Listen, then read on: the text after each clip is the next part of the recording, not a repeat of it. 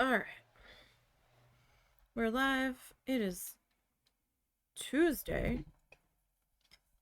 It should be Tuesday. Yeah, it's Tuesday. We are back with our needle felting today. And we are starting we're continuing working on our magnet series where we follow along with Bob Ross tutorials. But instead of painting, we are needle felting, and we have been doing that previously, but this time we're shrinking it way down. And we are going to be making magnets with our needle felting. So I have a little wooden square here. This is 3 inches by 3 inches. And we're going to trace that out on our felt here. And I can probably get 2 out of this piece of felt. 3 would be cutting it a little close because I like to give myself a little bit of a border around the edges just in case, you know, shrinkage and all that from stabbing the fluff through. And this felt's pretty loose, so it'll probably like shrink and pull in and stuff. So I trace this around, and we will needle felt into this area on here, and then when we're done the needle felting process, we'll take this and some wooden drink stirrers that I've picked up that are thin enough that I can cut with scissors or an X-Acto knife. And then we'll use these to make a shadow box frame or just a deep picture frame.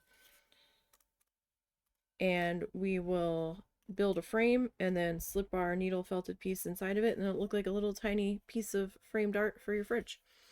So I got these off of Amazon. These came off of Amazon too. I was just looking for like thin small craft sticks basically, and I came across these and I was like, you know what?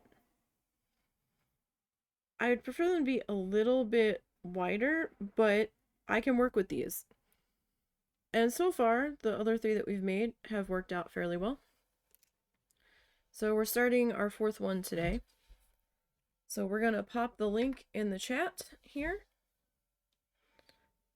And there's the link to the tutorial on the Bob Ross YouTube page for anyone that wants to go and view it there in full and in its volumed state. I have it muted here on the stream, and I do have the subtitles on, but it's tiny, so you might not really be able to read it or see that well what he's doing. So that's why I popped that in the chat and pin it, so that way if you want to go see it in full, by all means go ahead. So we're gonna get started here with prepping. Now, we kind of took a quick peek at this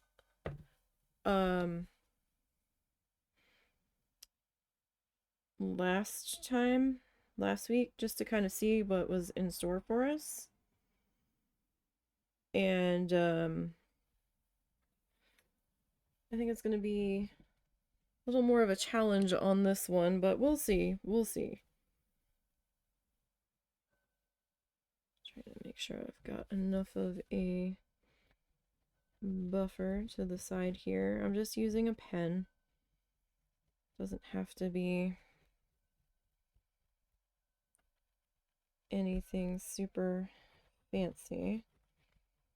I'm using a pen so I can see it. And the pen line won't matter, because by the time we're done, it won't be a factor. We'll have either covered it or cut it, because we'll have to trim this guy a little bit by the time we're done. But this just kind of gives us an idea of our work area, so we don't go too crazy with where we're needle felting and all. I need guidelines a lot of times so I don't get too lost. Now, you don't have to do this part. I am doing it. I've found that it helps me keep my edges a little bit straighter if I take some tape and just kind of put it on my borders.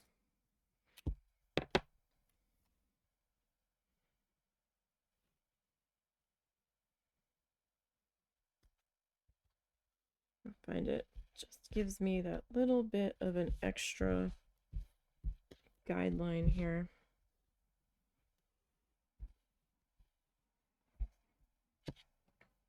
So that way, if I do lose track of my pen line, I still have my tape line. Again, completely optional.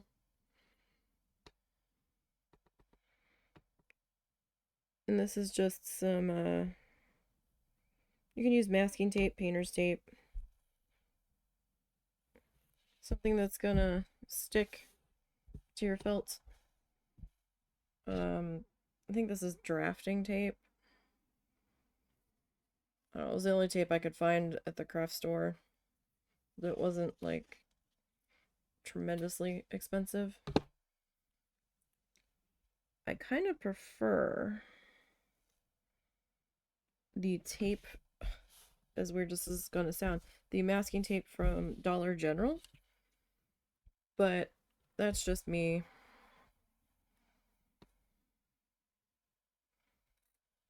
Alright, so I'm gonna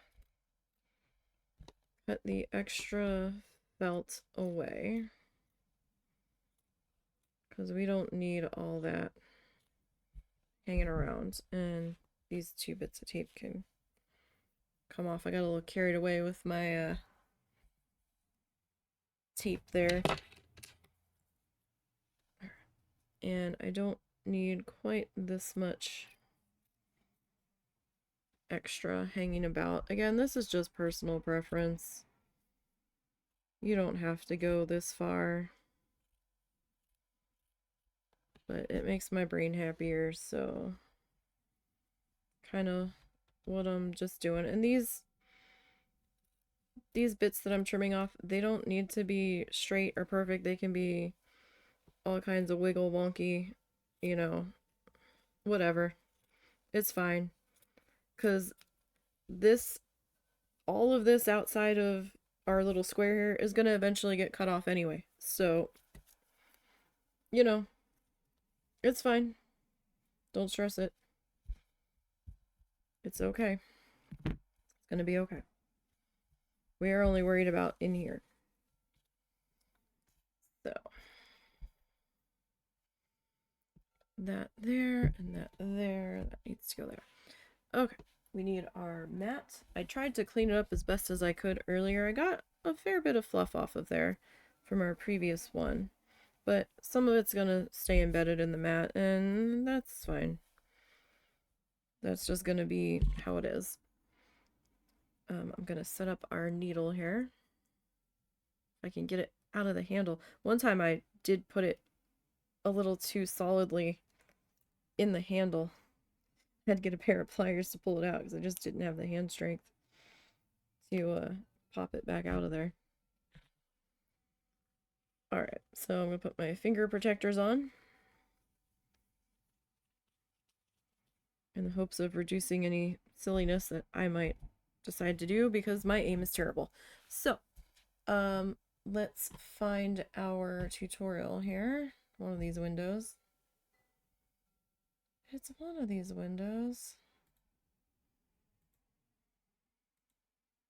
Oh, this is going to be a day today. I can't find anything to listen to in my ears that I'm like happy with, and I'm like constantly changing a song. It's an unsettled day. Alright, so let's go ahead and hit play on the tutorial. And Bob's got his 18 by 24, but we can use any size we want. We're using 3 inches by 3 inches. Cario. So they're kind of running the colors off his palette. He's already got the liquid white, magic white, whatever it is, on there. So he's grabbing yellow ochre.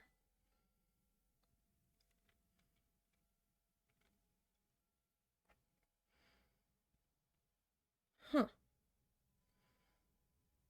So it's yellow ochre.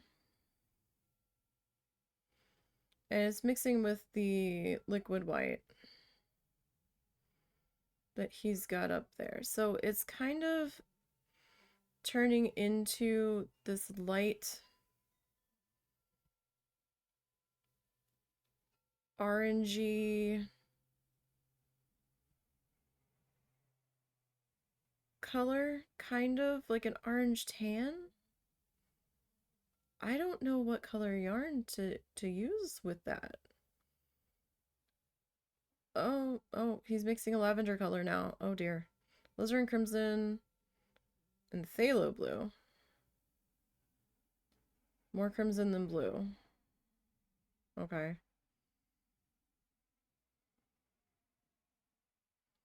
Blue super strong. Okay. So he's kind of got...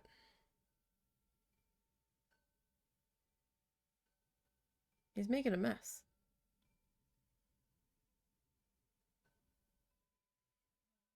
Okay, but why did we mix that, Bob? That's an awfully dark color for that color sky. See, from back here, it looks a little orange, it looks a little pink. But all I grabbed was yellow ochre.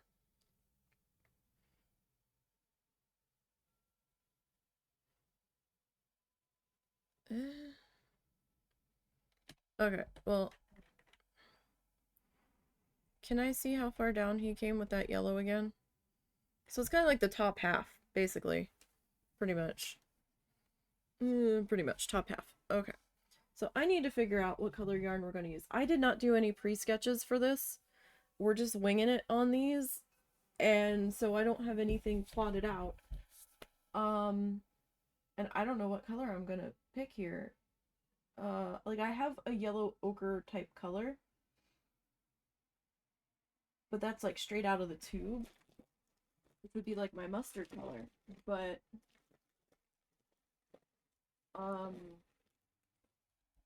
this is a little bit lighter. And I have like a what is this? I have like a banana cream color. That almost seems too light though. He said we can make the sky as bright as we want or whatever. I've kind of got two colors that I could go with for that. You know what? You know what we're gonna do? I like never use this color. I never have a reason to use this color, at least not right now. A little orangey, a little yellowy, maybe slight tanny. We're gonna go with melon sorbet. His is a little more yellow. But I think banana cream's gonna look too white. So we're gonna do our own thing. We're gonna follow Bob, but you know, we're gonna pick our own color here. That looks like kind of like a nice, it's almost the same color as our felt. Oh dear. Well, that wasn't planned, but it's almost identical to our felt. It's gonna be hard to see. Oh, you can kind of see it. Alright, let me get my sleeves out of the way here. After it was almost 80 yesterday, it's now back down to 50. And cloudy. That didn't last long, did it? It felt like summer last night when we went out for our walk, like early summer.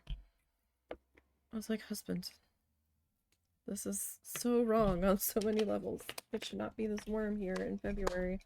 Like, it wasn't even this warm when we were in Florida in February, last February. Like, what the heck? What is happening? Alright, so gonna get just a little bit of water. That's all that is in there is water. Sometimes it helps me get the fluff to shape a little bit better. You don't have to do fluff snakes. If you just want to lay your fluff down and go to town, that's fine. I kind of prefer using the fluffy snake method. Alright, so let's see. Maybe about there, because I don't have I don't really have a straight line here. I need a mini T-square. That is what I need. Do they make them that small? The T-square I have is like 3 feet long. I need a tiny one. Does this exist? I'm just trying to get a straight-ish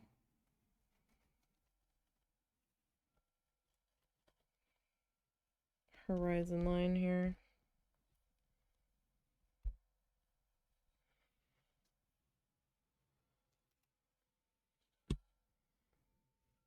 I love this pen. I love how sparkly and just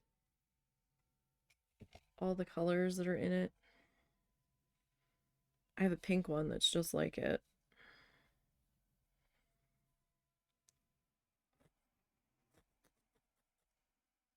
But I saw that one and I was like, oh, that one is almost as beautiful.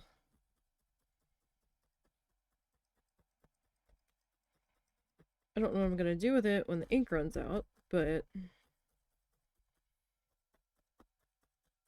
Alright, so it's a little more orange once we get it compressed. But that's okay.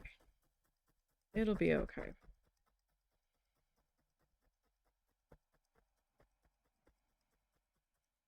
Oh, you know what? We're not zoomed in enough. I keep forgetting that I zoom out for the art, the painting stream.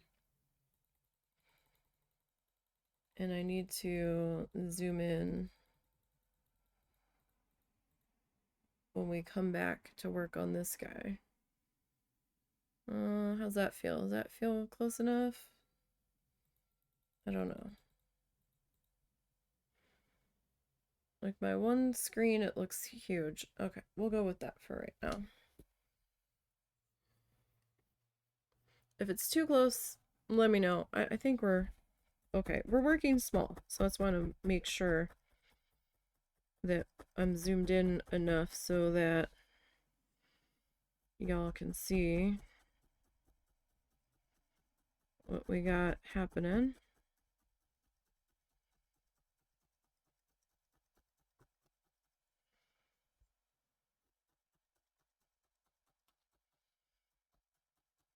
So it's okay if you do the tape. It's okay if you accidentally stab the tape. Just try not to felt through the tape, because that might make things a little trickier when it comes time to remove the tape.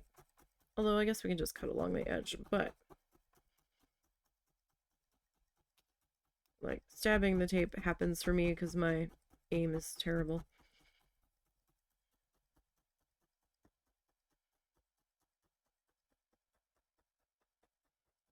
But it should be fine. Like it shouldn't hurt anything. Okay. Now I know that we are currently sideways. Just want to make sure I pull up so I don't become too attached to the mat, because that's a whole nother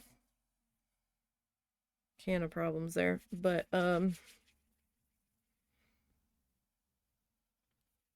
you do want to do that every so often if you're using one of these like fabric mats.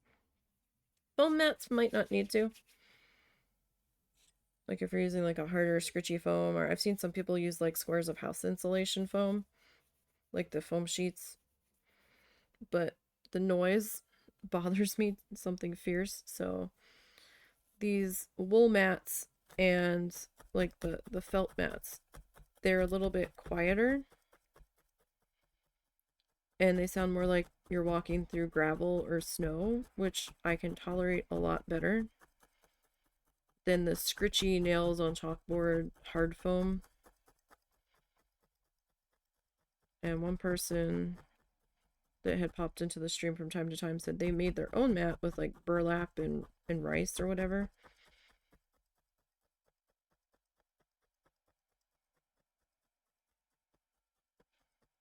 something like that. You need something that you can stab into that has a little bit of give to it, so that when the needle goes in, it's not going to snap the needle.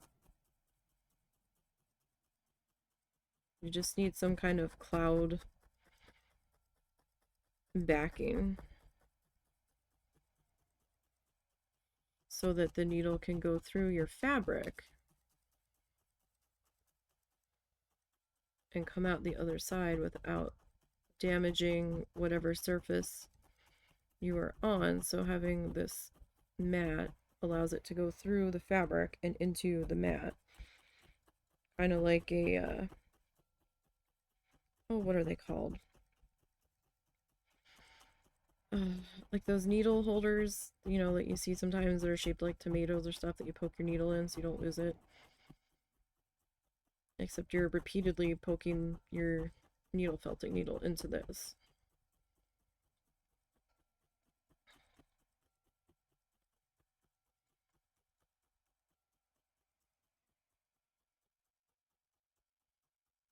So it is Tuesday. I hope everybody's doing okay today.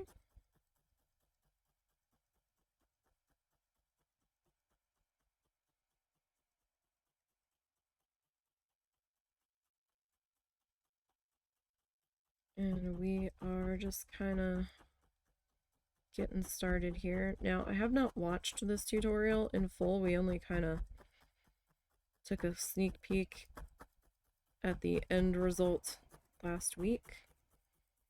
So we'll see what kind of adventure we are taking on here. With Bob, you never really know how wild and crazy he's gonna get, and if we can even manage to pull off some of it. We'll see. We'll see what we can do. But, we might have to make some adjustments along the way. As, you know, tends to be the case at times. You can see where it's getting wrinkled because the fiber from the felt is like pulling in, so my tape's getting a little unruly here. It happens. That's why I do tape and lines. It just kind of helps me keep track of stuff better. I feel so bad for my neighbor. Him and this truck have been quite the saga. He had a different truck in his driveway for almost 2 weeks, and we thought he had just given up and gotten a new truck. The other one was in the shop. So I guess he borrowed this from somebody. He got it back, and it's still not running right. So I don't know what he was having them do to it, but it's still stalling on him when he's trying to pull out of his driveway and stuff. So I have no idea.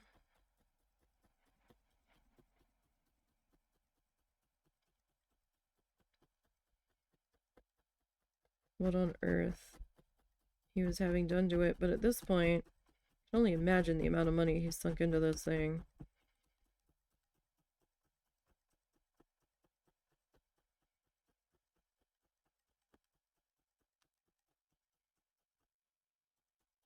It might be time to just stick a fork in it.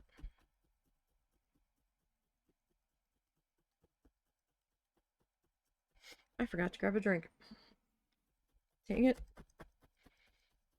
I thought I was forgetting to do something while I was setting up. It's been kind of a slow morning for me to get moving. I'm so tired. I slept through one of my snooze button alarms. The one snooze button alarm had filtered into my dream for a little bit. And I kept thinking, what is that noise? And then I kind of woke up and I'm like, oh! And I hit snooze on it and fell back asleep and fell back into the same dream.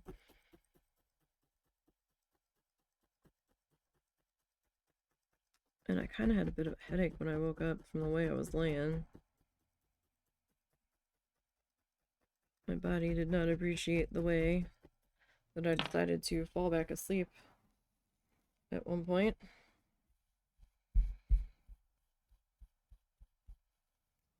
And then I realized that the husband was at his computer already, and I'm like, what time did you get up? He goes, 5, and I'm like, you've been up since 5? I was so confused. I was like, why? He's like, I had to go to the bathroom and then I just stayed up. And I was like, okay. It's like, but you're okay, right? Like, there's nothing going on. He's like, no, I just couldn't sleep anymore. I was like, okay. All right then.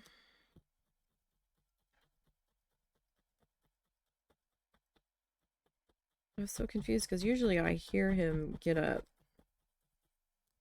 or I will sense a disturbance in the force that he is missing and will be awake within like 20 minutes of him getting up. I think I vaguely remember him getting up to go to the bathroom.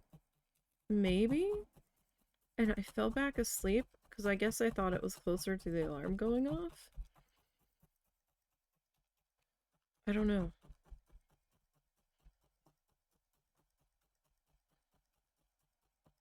But I had a snuggly puppy for a long time, and I'm like, no wonder Zuzu kept nudging me. He's trying to wake me up. They thought it was time for breakfast.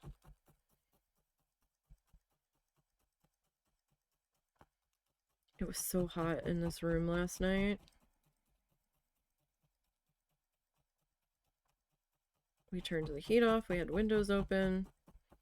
Not last night, but we shut them before we went to bed. Or else I wouldn't have been able to breathe at all when we woke up. As it is, my voice is a little sketchy at the moment from all the allergies, but my goodness.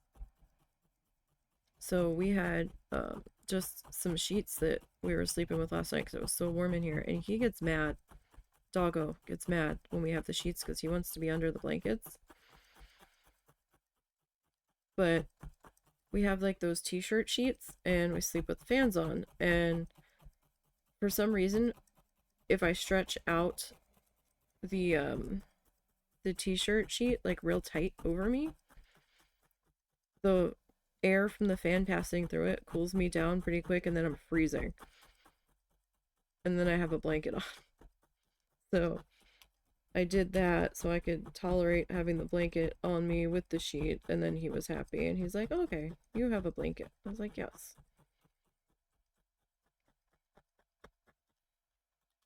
And I think he was mad because he wanted Russell to have a blanket, and like he doesn't want to sleep with me, even though I'll lay there and pet him for a while I'm trying to fall asleep or reading until I can fall asleep or whatever. But Russell drops off a lot sooner than I do, like a lot sooner. And the doggo wants to sleep with him, but the doggo wants him to pet it. So then he gets mad when the husband stops petting him because he's fallen asleep. And I'm like, just come over here to begin with. And he's like, no, I want daddy. And I'm like, well, you're going to be sorely disappointed because daddy's not going to pet you all night. So make up your mind what you want so we can all get settled. And then he'll get mad. And then he'll get down. I'm like, all right. And then he comes back. And we have to like talk him into coming over to me. And then he'll get mad and he'll like lay down in between us in a huff where he's still kind of touching the husband. And then I start petting him. And then he kind of like slowly starts nudging closer to me. I'll pet him and then I'll stop. And then he tries to like inch up to my hand. And then I'm like, okay, I'll pet you a little more. And then I'm like, I really can't reach you like this though. This is really uncomfortable. If you would come closer, this would be so much easier. And then I'll stop petting for a minute. And then he's like, you stopped petting. And then he starts nudging closer. And I'm like, imagine how much easier this would be, doggo, if you would just come closer to begin with. If you would, please. And then eventually he's like, all right, fine. And then he'll throw himself dramatically against me and flop down and wants me to pet him. But then there's other times where I'm petting him and he gets mad that I'm touching him. He's like, why are you touching me? Like, okay. You don't have to get up and move. I thought you wanted pets. You normally do. Ugh, I don't want pets today. And I'm like, okay. All right then, Mr. Doggo.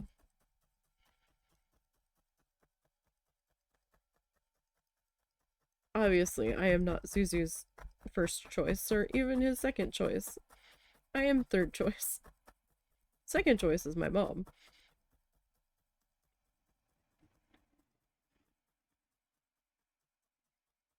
I'm like, you know, you would lay in here every night with me, take up half the bed when Russell was sleeping in the other room because of the cat that we had to keep separated from everybody else, and so he would sleep in the other room so that the cat had human contact since we weren't in that room very much during the day. And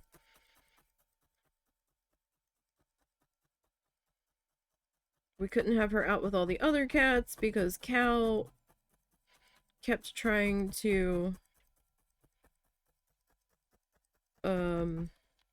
pursue her, even though she was clearly like no, and they would get into like screaming fights and she would pee everywhere out of being terrified. And like, nope, he wasn't having it.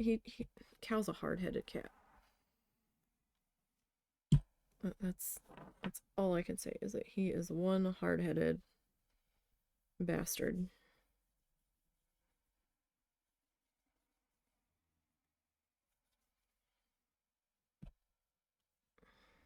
And he's fixed. They're all fixed. He was fixed before he was out of kittenhood. It's not like we waited. No, no, no, no.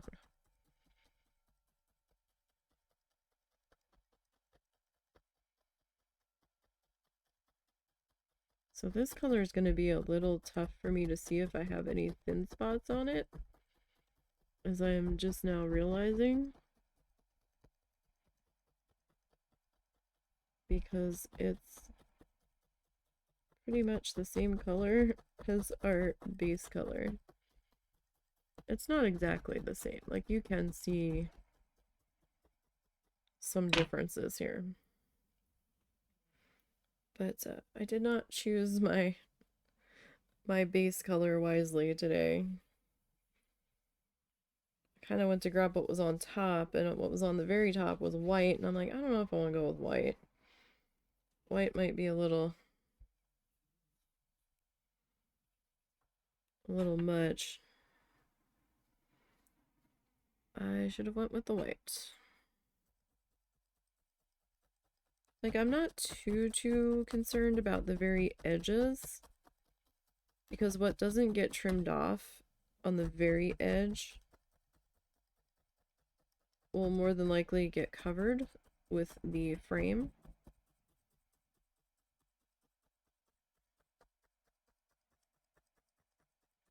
So it's not that I'm that worried about that. I'm just trying to make sure I don't have any thin spots in the middle.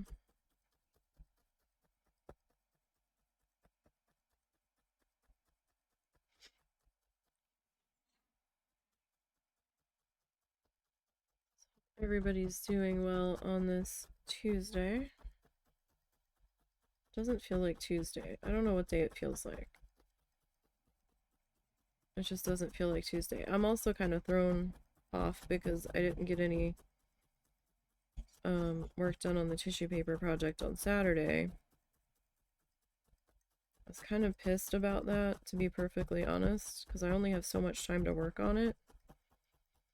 So I tried to take the full extent of time possible that I have until I have to go make dinner. So I don't really have much time after dinner. So I kind of try to work until like 3:30, and then I start cleaning up, because then I have to start thinking about getting dinner made and figuring out what all dinner is going to involve, and because my mom has to eat by a certain time, and if she's eating, like if I'm cooking for her, we kind of have to all eat at the same time. Sometimes I cook for Russell, sometimes I don't cook for Russell. It kind of depends on what I'm making that day, if he wants to eat that or not. If not, he'll make his own dinner.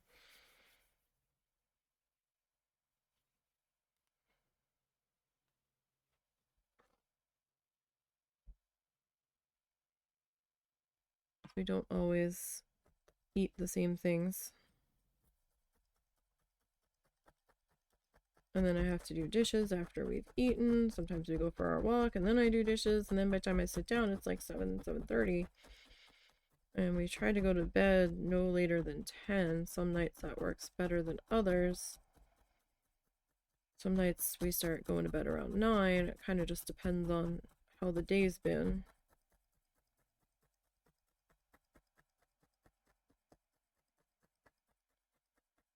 Lately it's been closer to 10.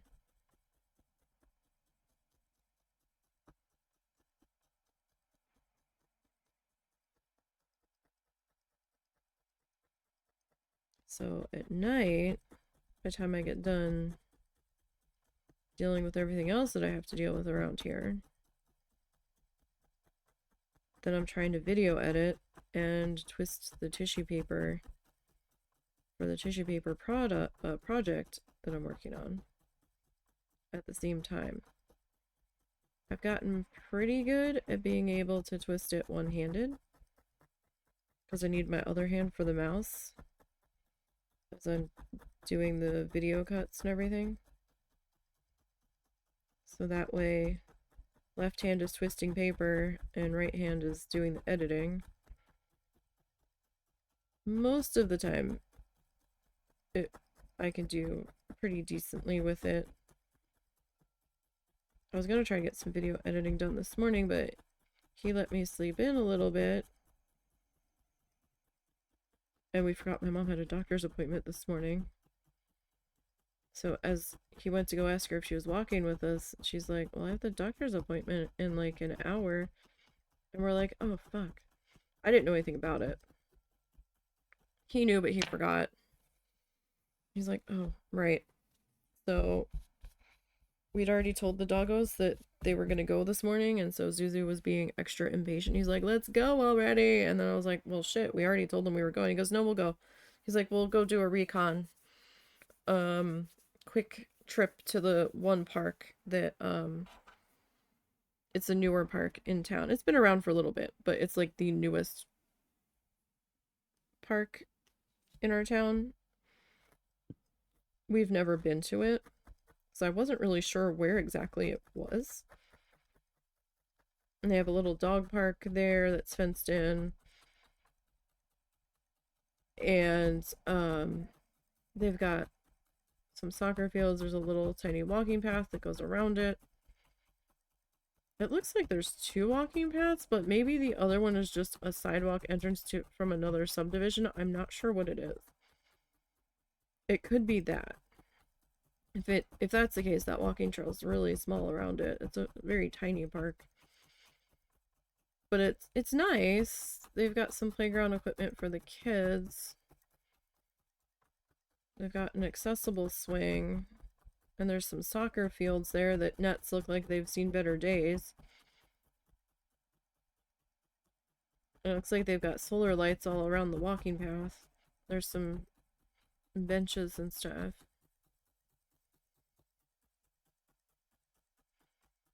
We are curious about how bright the lights are at night. It's like a 5-minute, 6-minute drive from the house, roughly. But it would probably take like a good half an hour to walk over there from our house.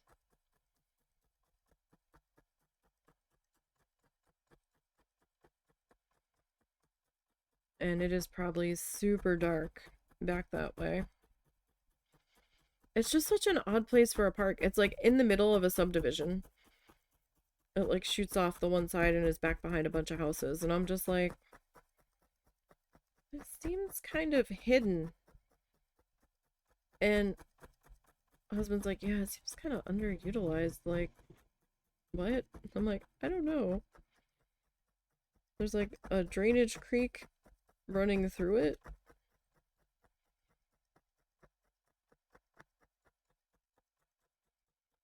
It's interesting, put it that way.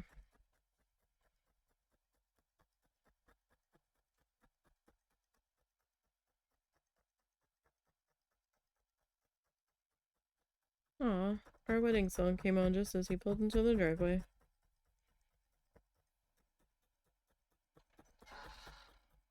Alright. So we'll get this bit tapped into here. Everything good? Yeah. Okay.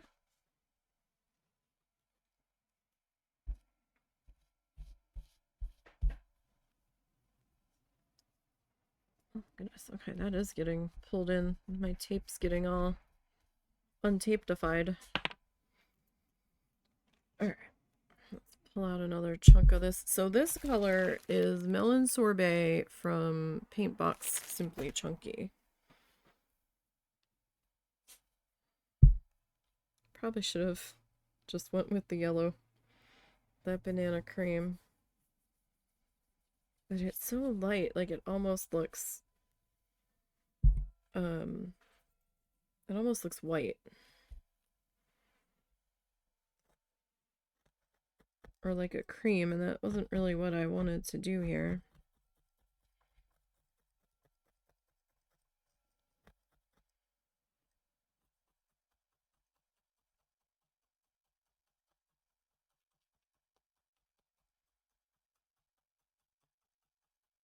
Just trying to make sure I've got enough of this down.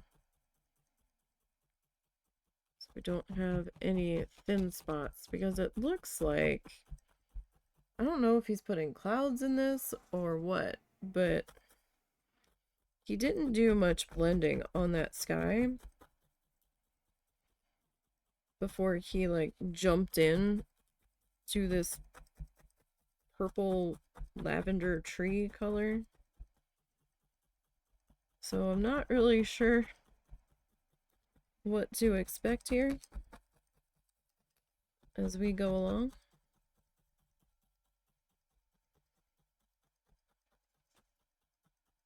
We'll see, I guess.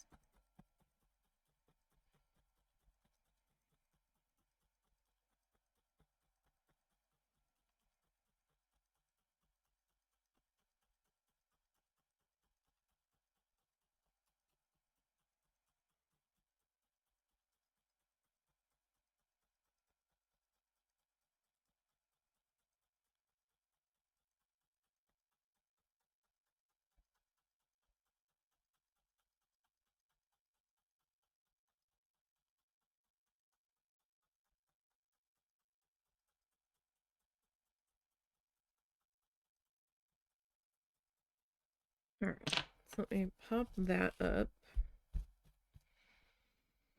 So I've got a little bit in here. It's actually easier to see on the camera. That still needs some of our melon color. Oh, I have all kinds of crap in my eyes, like in the corners of them.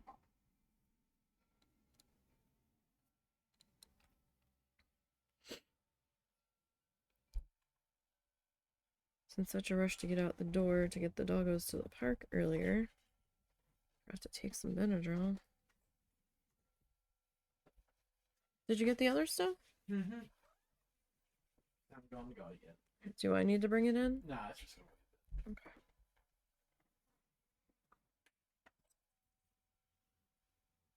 Like, I have no idea why I am so tired.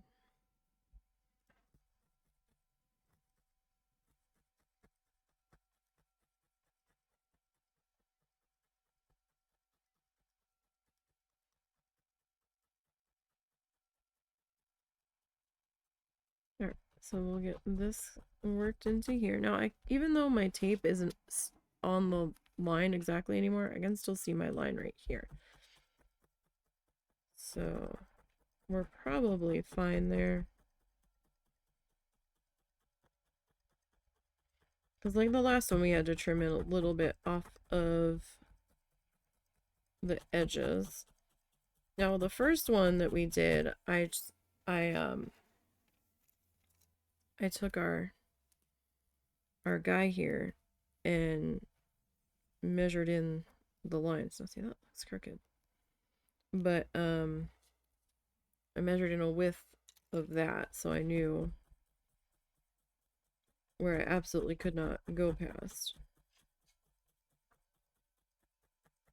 And I might have to go back to doing that just to make sure that the edges aren't too thick so that the frame fits on there, because the last one was kind of thick from the amount of fluff that I put into it.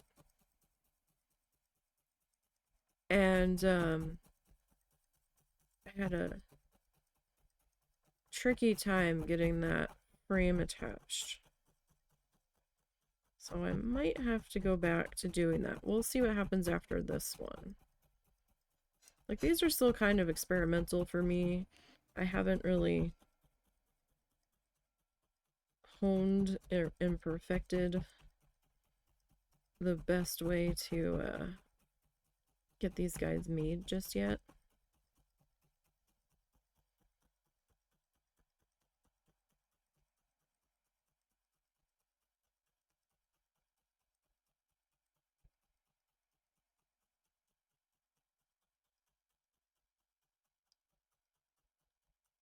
But we're working on it. Doing the best that we can. And these are going much faster than the 8x10 pieces, obviously, because they're so much smaller. They're a fraction of it.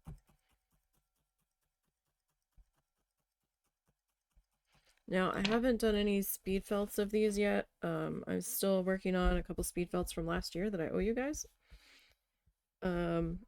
For over on the YouTube channel. Alright, that looks pretty good there.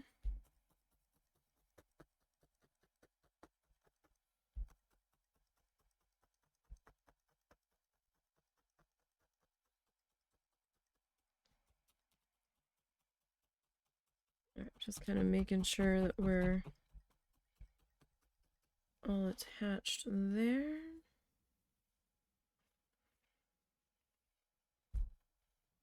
Okay.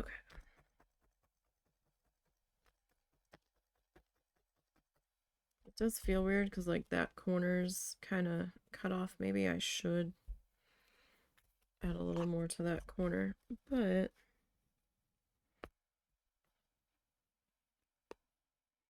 how are we looking here? Alright, we might add just a little bit more to that. Just to make sure we're good. You know? It's easier to trim it off later than it is to be like, oh no, I have a gap. You know what I mean?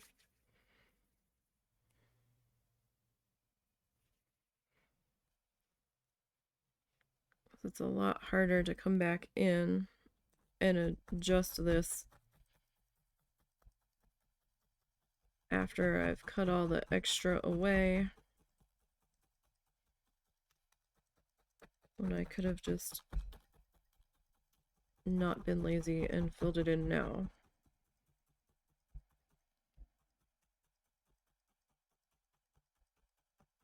Because I use the acrylic yarn, so I get a fair amount of mileage out of my balls of yarn.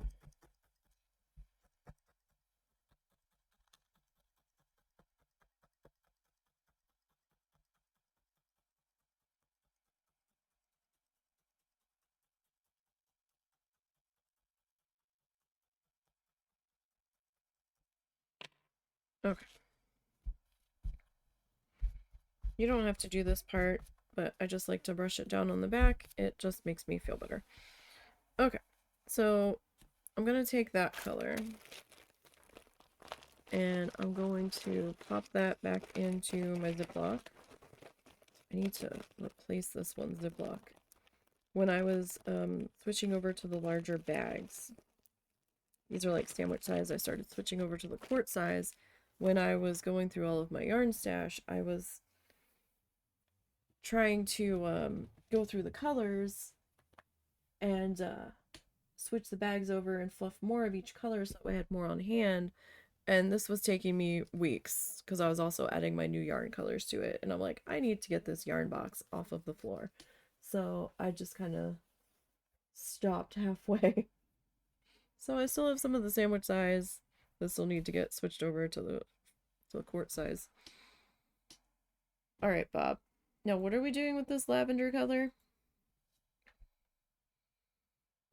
Enlighten us, please.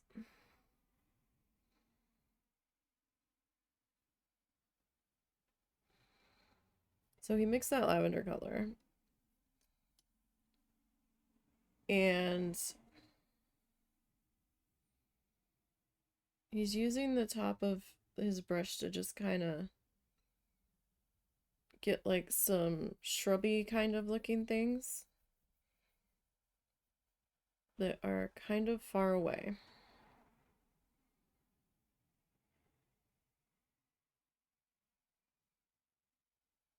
So you can see where it's a little more red at the bottom and it then goes a little more blue.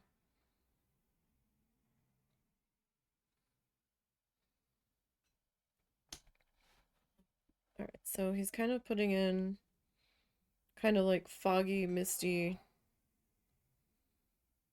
tree shapes back there.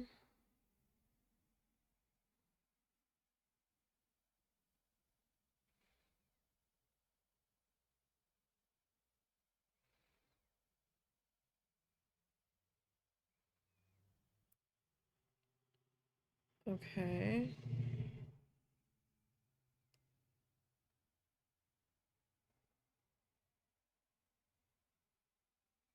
Trying to figure out what color I'm going to do this with.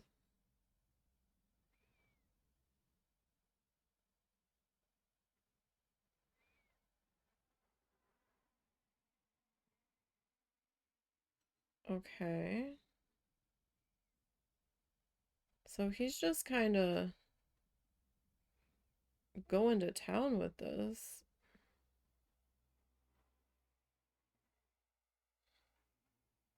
Hmm. Well, so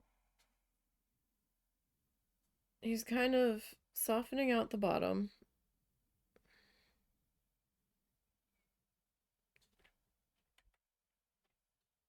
My main thing is I want to see what's going to be on that other side because he left a small gap.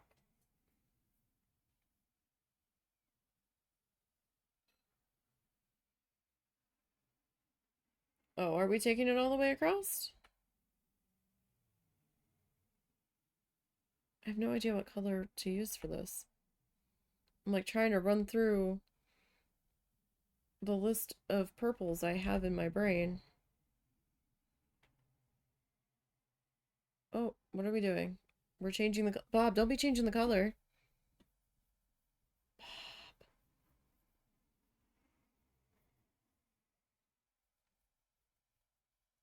Okay, so then he's adding another... Okay. Hang on, Bob. Before you get too crazy here, Bob. Before you get too crazy. I need you to not be too crazy, Bob. Okay. So we have to figure this out.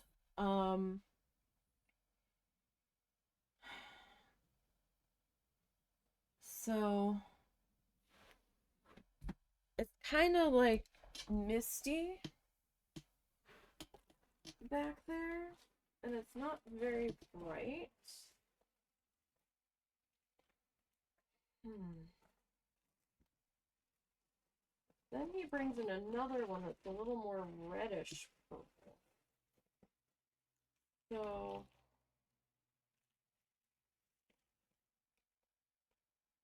of not sure if I should go like vintage heather.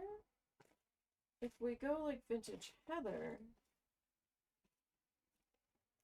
then what color am I gonna bring down next? I have like a raspberry pink, but those are not really similar.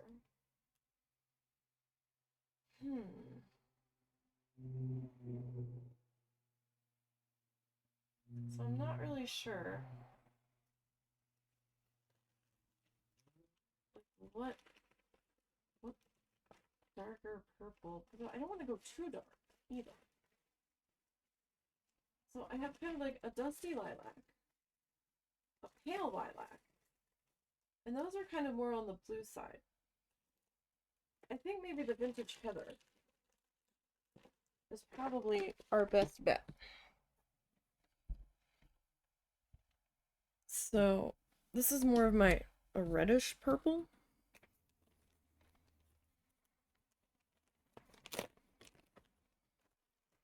I guess. It also kind of has like a gray feel to it. Okay, so we're just kind of making tree shapes, I guess. So he kind of takes this like all the way up on this one side.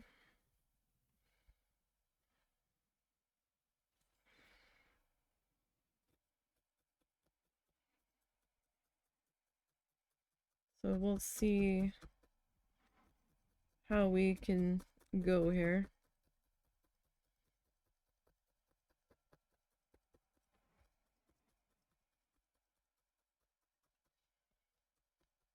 This might be a little too dark,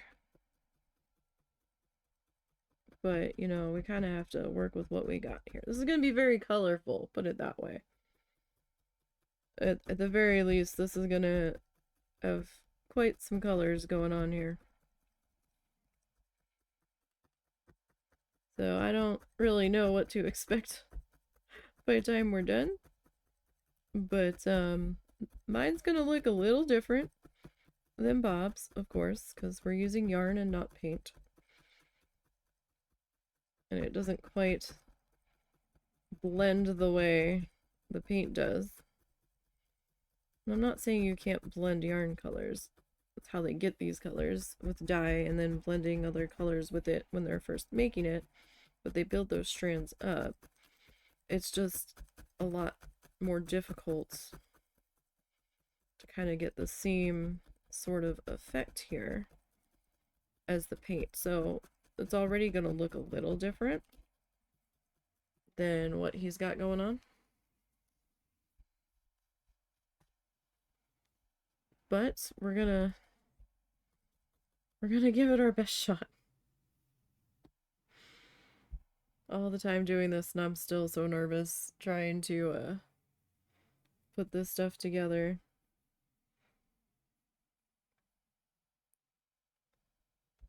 I don't want to let Bob down.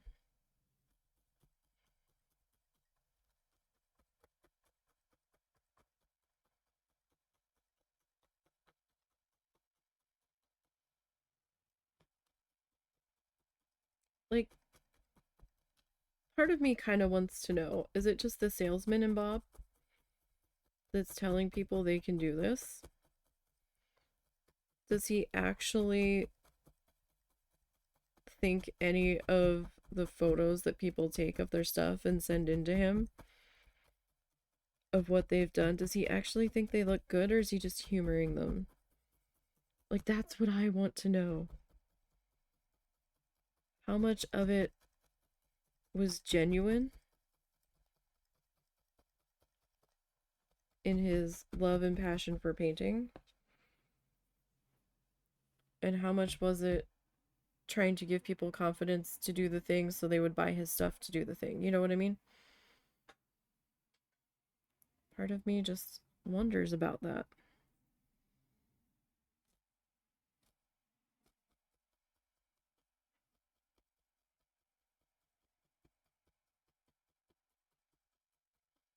So we're kind of trying to make a silhouetted forest here, basically.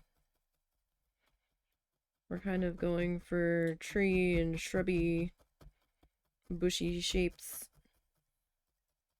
with this color. So I'm gonna just kind of slowly work it up and add to it here.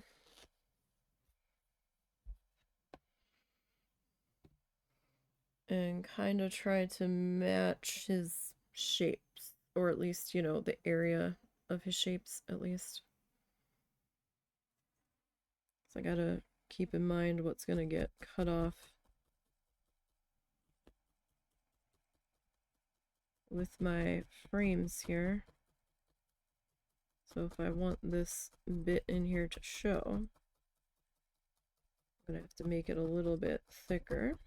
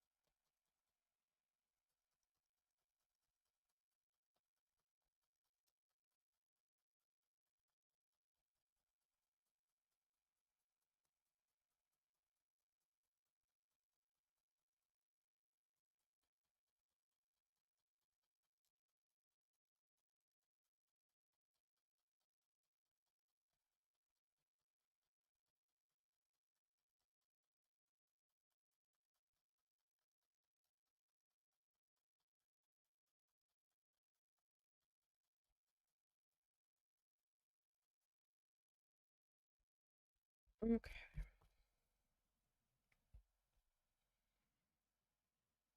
So I mean, this might be a little dark, but everything else I had was like shockingly purple. So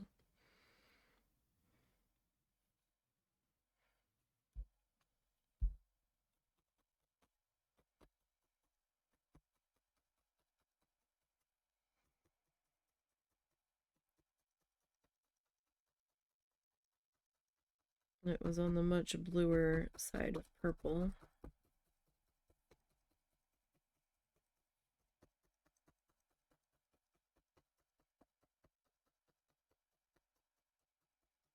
So sometimes if you're not sure how much is going to show, you can drop that down on like your edge line, because that would be about where your frame is gonna hit. So none of that we did is probably gonna show so far. So I need to bring that over a little bit further.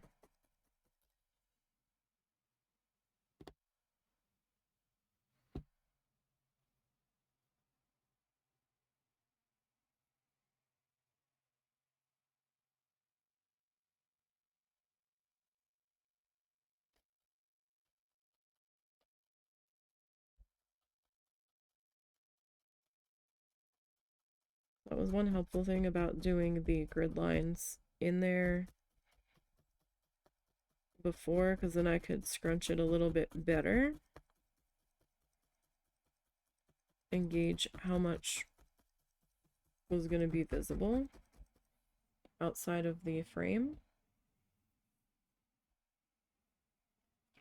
So I might go back to doing that.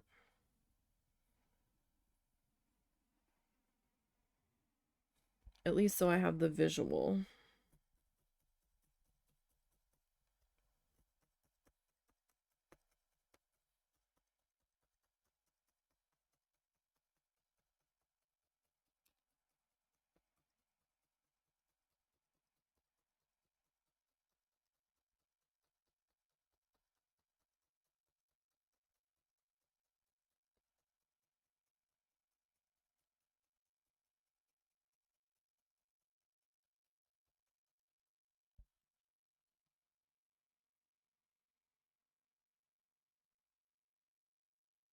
Okay, so I want to put a little bit more.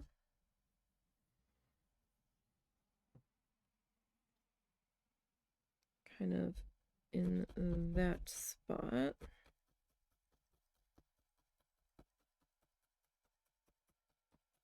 kind of bulk it out a little bit more.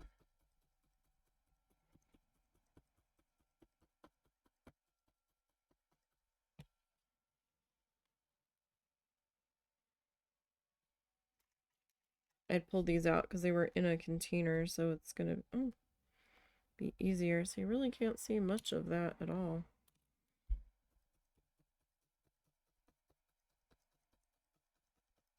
So I'm gonna need to actually bring that out a little bit further.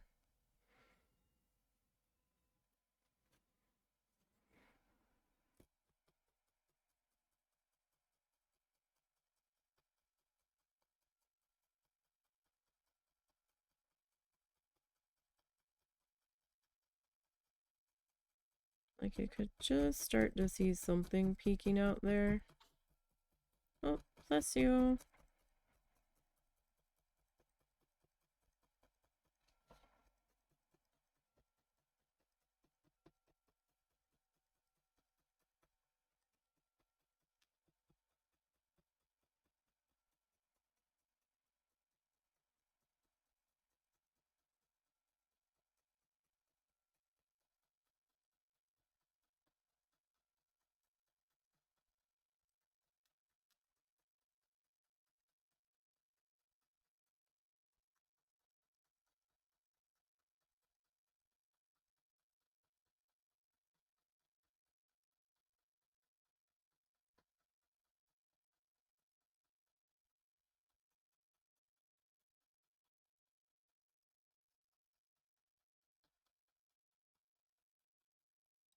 Let me pop that up gently.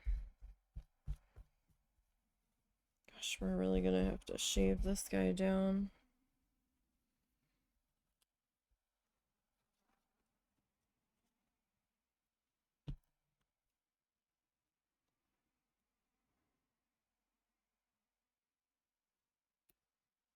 So like that's gonna be hidden. See a little something there.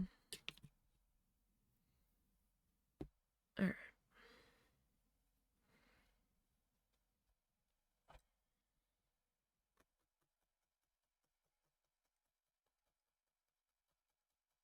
We'll kind of just keep going.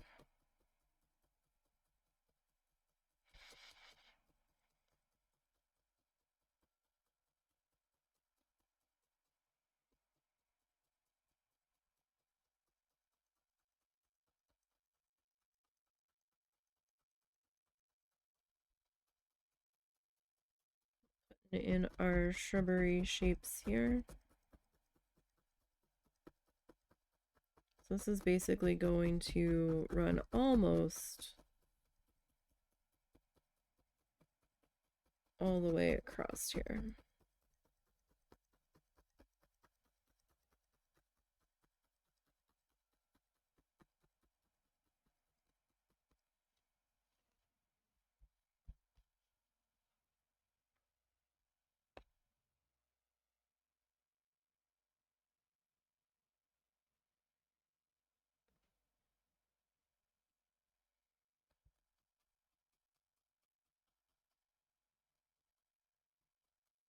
Alright, and we're just gonna kind of make our little fuzzy trees here in the size and shape that we want them to be. Give me 1 second.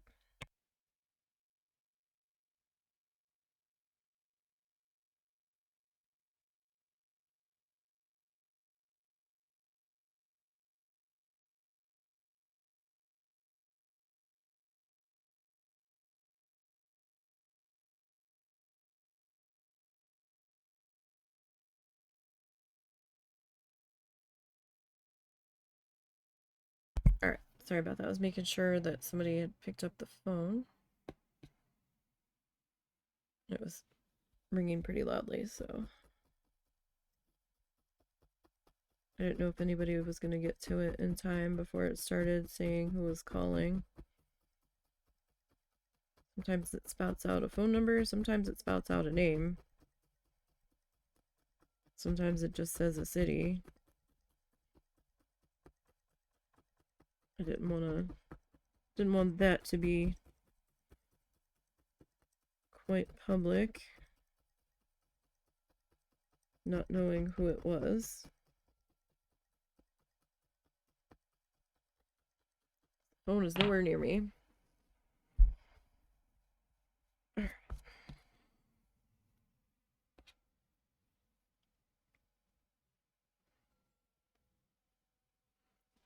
So he's got like another like taller bit of distant tree kind of hanging out here.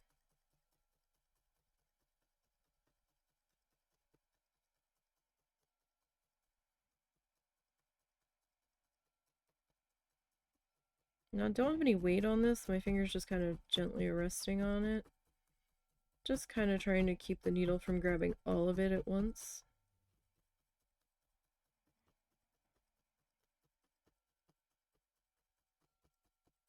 Just trying to make sure it doesn't get too carried away there.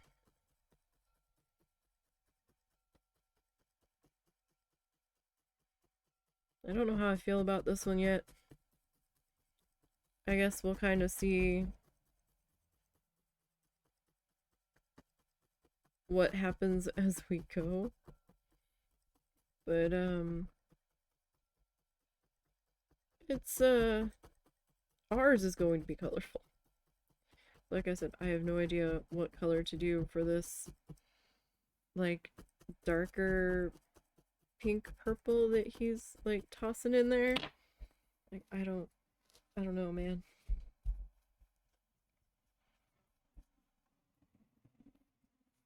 Now, when we're all done, I'm gonna come back with my sideways snips and just kind of shave down all the extra off the back, just so it's not quite so thick for when we go to attach that. But I do need a drink, so give me one moment. I will be right back.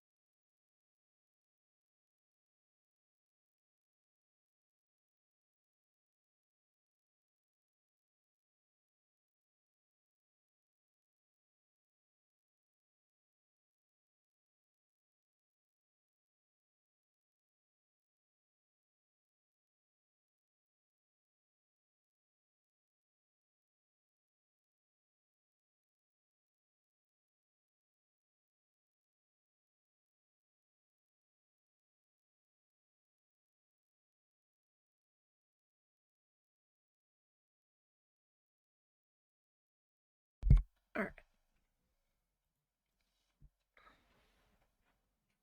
Okay. So let's get some more of our purple here. Our vintage, this is vintage heather. And this is also from Paintbox Simply Chunky. Just letting you know in case you like the color.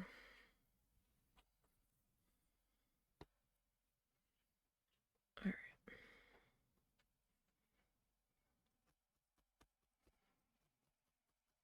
Just kind of filling in the bottom of our shrubbery tree shape here.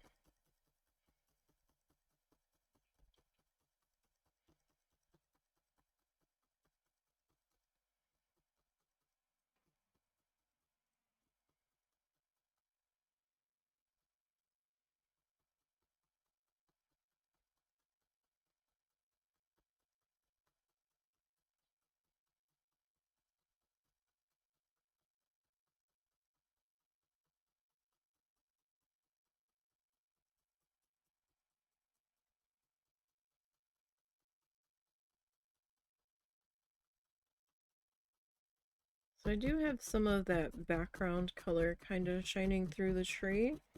I might leave that be since these are supposed to be kind of in the distance. I might not try to cover that too much.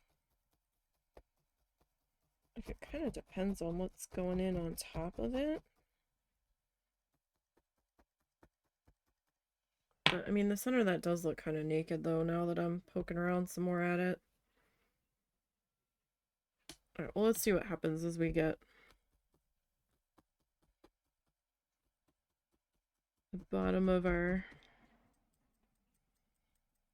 shrub here worked in.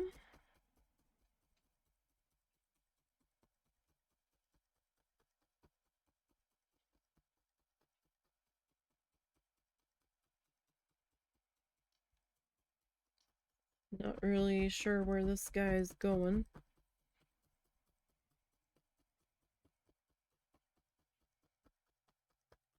Or how we're getting there just yet.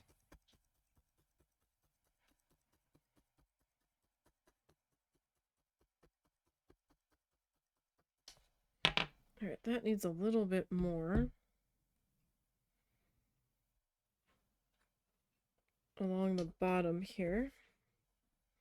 Like, I'm not making this fiber real super tight. Kind of like pulling it out, leaving it a little fluffy.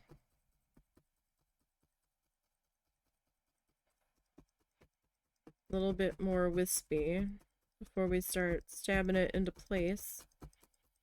Just to kind of let it do what it wants to do within reason.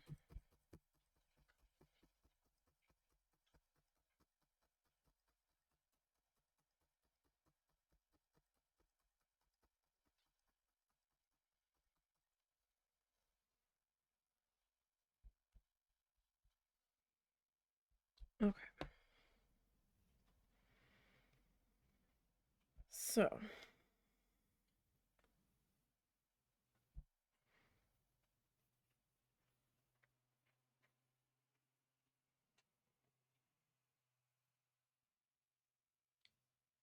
let's see. We've got this. I'm going to bring this over a little bit, just kind of like have a little bit more of a sloped transition downward.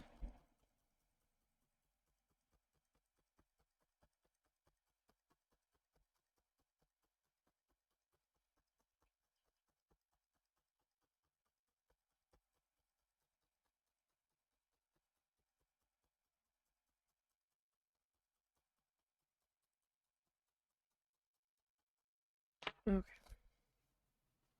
Yeah, depending on how much that starts to bother me, I might fill a little bit more in on the middle of that. We'll see.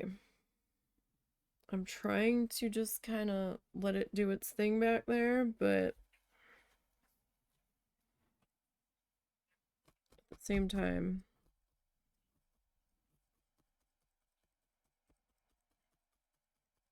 sort of all sorts of bugging me.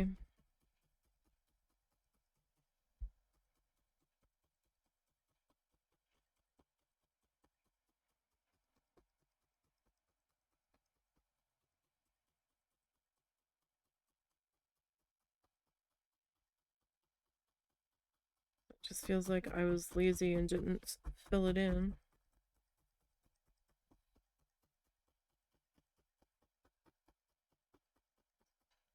So that area should probably be a little more solid.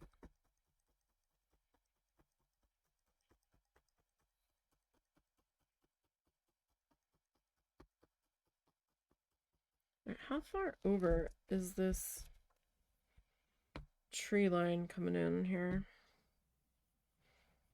Alright, so he left a little bit of room here.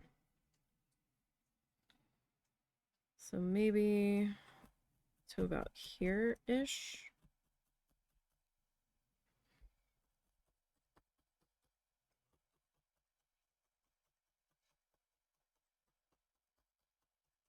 so I can kind of get this figured out here.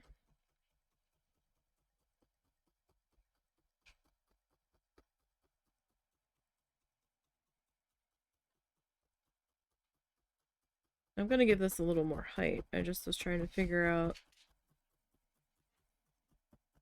how far over I should come, because it doesn't look like he takes it all the way across.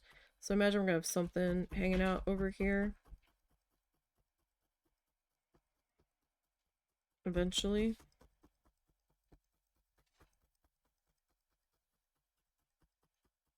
It just hasn't been put in yet. Alright.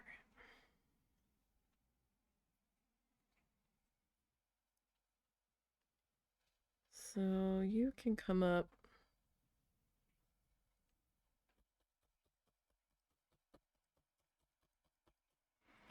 And you know, we can really shape this tree line to however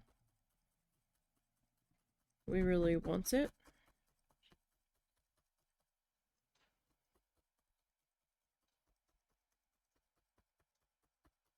All things considered.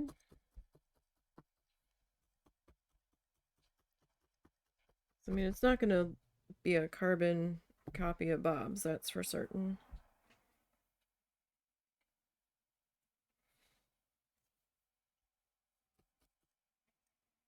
I mean, we can try to get close, but I'm not that good. And I'm not trying to have it be a carbon copy either. Close, yeah, maybe. Sometimes it looks closer than others. Other times,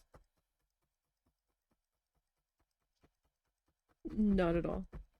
So, just kind of see where this takes us.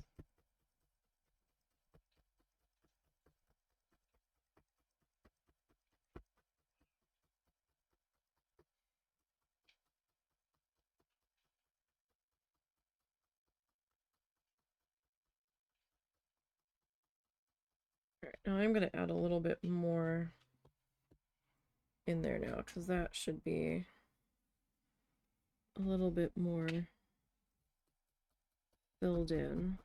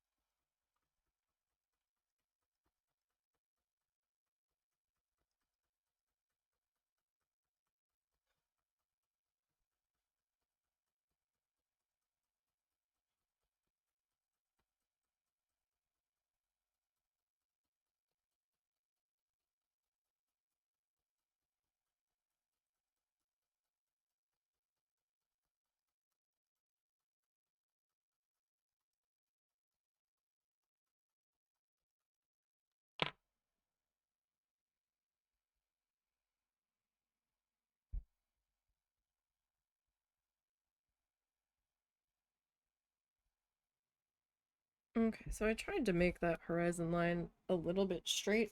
I don't think it came out as straight as it could have been.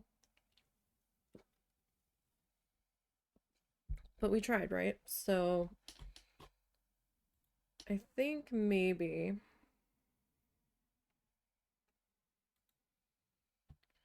we'll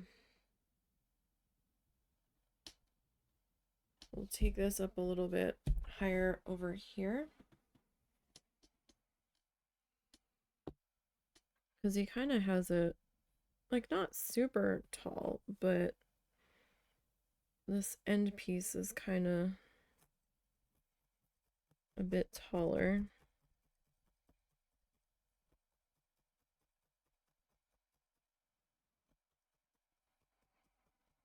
I don't really have the whole thing sketched out, right? So I'm not really sure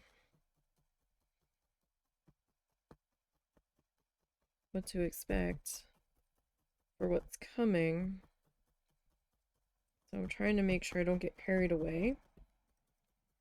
I usually work better when I have at least a rough thing worked out. So I've done it once. So I kind of have the scaling in my mind of what I need to do or if I need to shrink something a little bit further.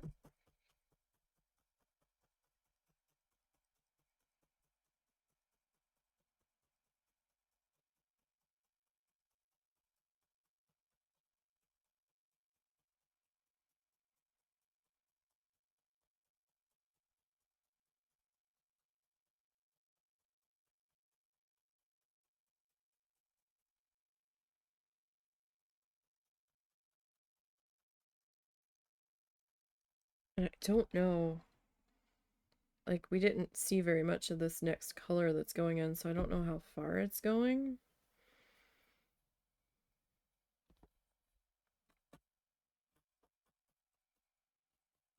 I'm not real sure what to expect with that yet either.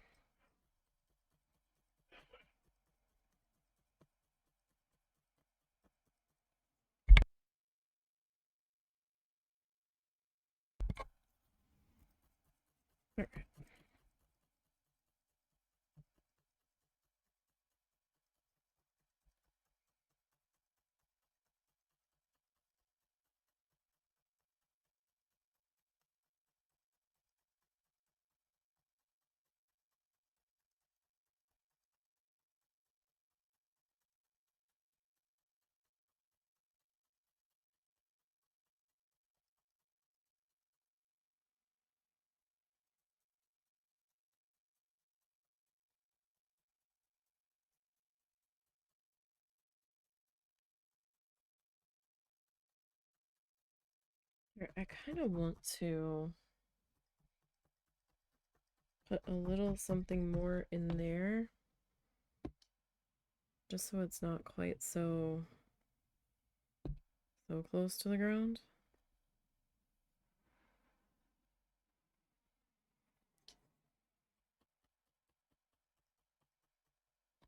It kind of feels a little too low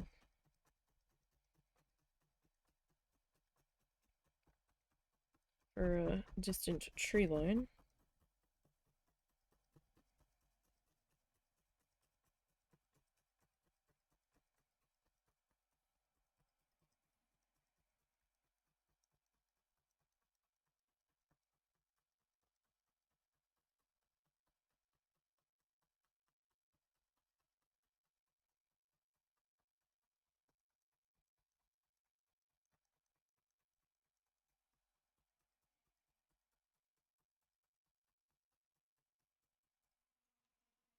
It's not too bad, but at the same time, it's got some breaks in there. I keep seeing this dark, and I think I sat the fuzz on there. That's why I keep grabbing that corner. But like, there's a couple of breaks in there that don't really make much sense. So I want to just kind of fill that in a little bit more.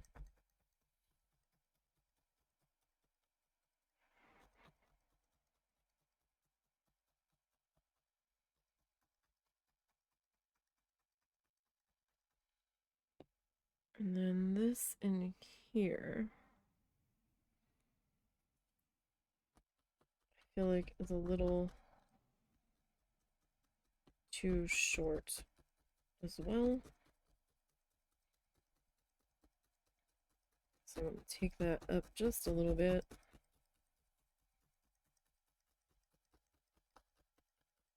All right.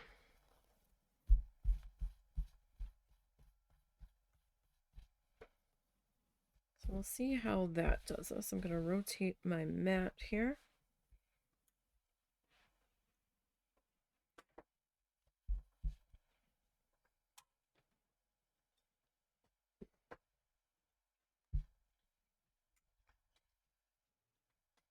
Okay, I'm not sure if I'm quite over far enough, but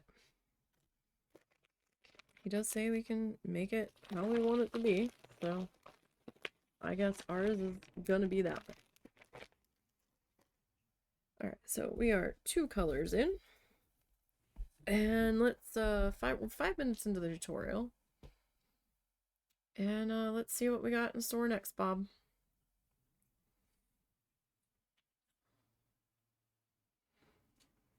So it's definitely a more reddish purple.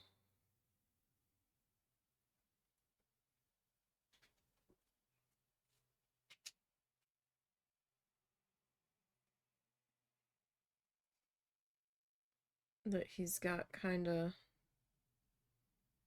on that bottom edge there.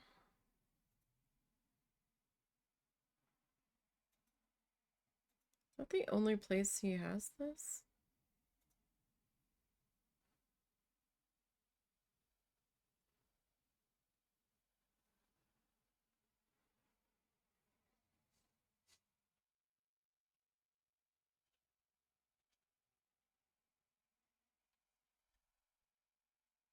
Oh no, what's he doing?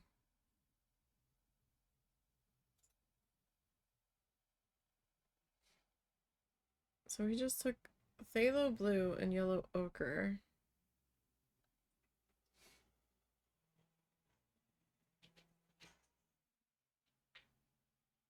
And oh, this is a tough one.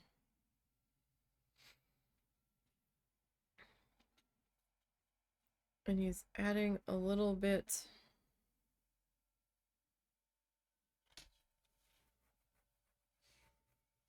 Because it's also like misted out because of the liquid white on there.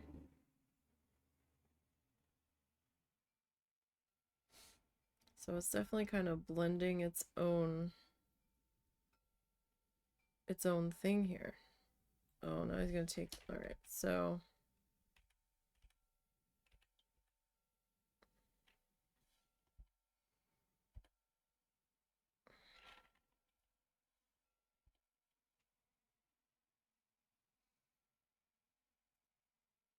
I kind of wanted to get a better shot of this. Okay. But what are we doing with that, Bob?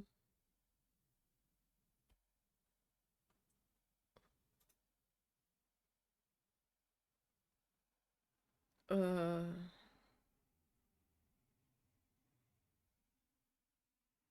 Yeah, we'll see about that, Bob. I guess we're gonna have to go with that one. I don't know what, I guess, like the raspberry color I have is kind of dark. I have the magenta color that we used on the axolotl, but that kind of feels too light, like too pink.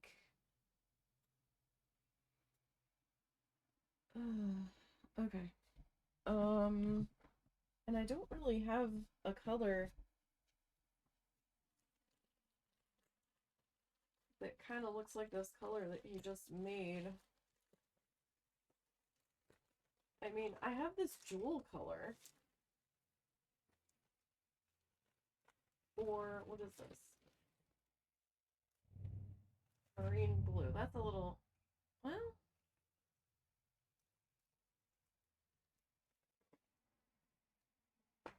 could really go with either one of those. I'm thinking maybe the jewel. It's dark, right?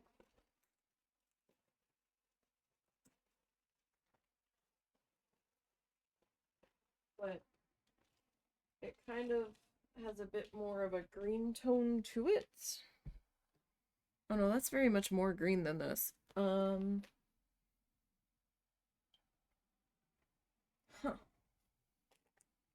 Like, varsity green feels too green. You know what? Go with our own colors. Alright, so this is gonna be a bold color choice. More than likely. I'm not real sure that this is the right way to go here, but he's got like all kinds of color happening in here.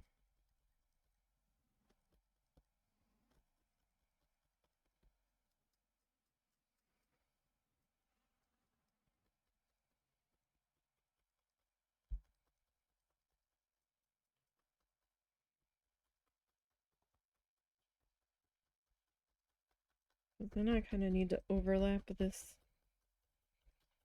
jewel tone into here too.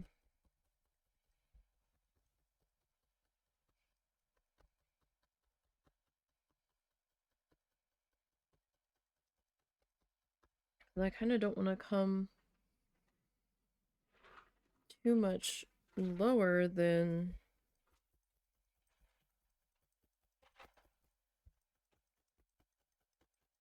my horizon line here. I might have to come a little bit lower.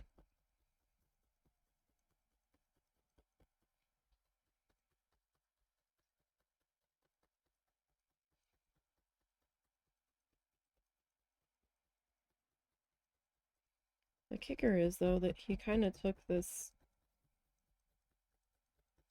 one color that he, like, blended out to put, like, little tree trunkies in around, and I don't think I can do that with the same color.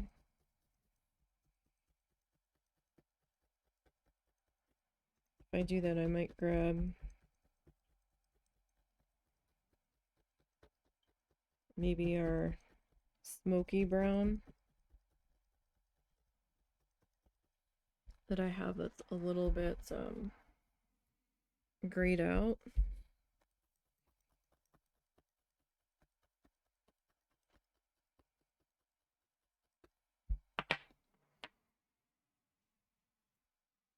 So I'm just trying to take small amounts of this.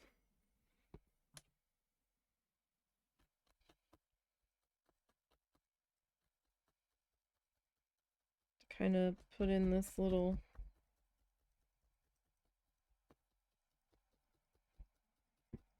bit of a new colored tree line here.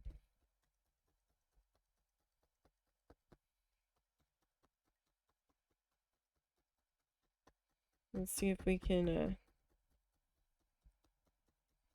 do something with that.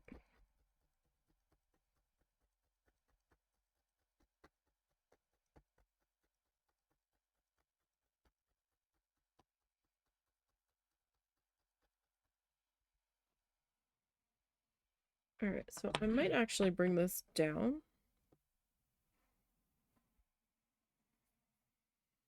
and cover the bottom of that purple.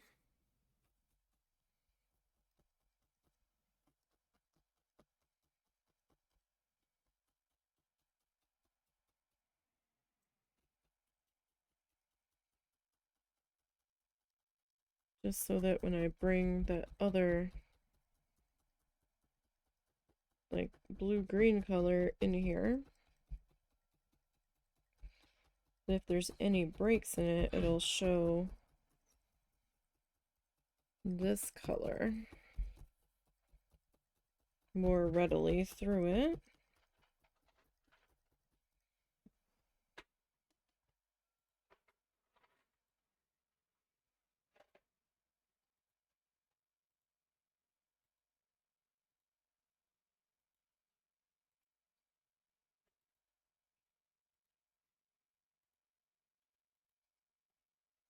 Okay, hang on. I need to change something real quick here.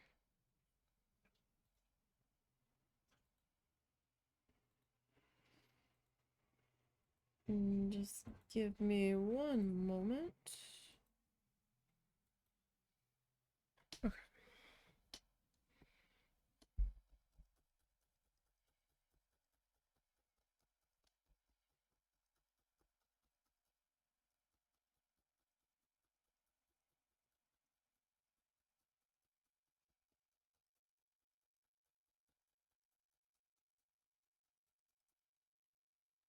Alright, so we'll grab just a little bit more of our... How far over did he bring this anyway? Let me get a better look at it. So it kind of the length of it, but not exactly.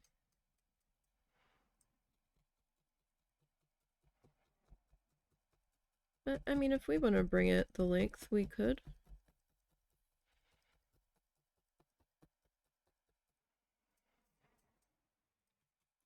Gosh, this seems almost like a neon color against this.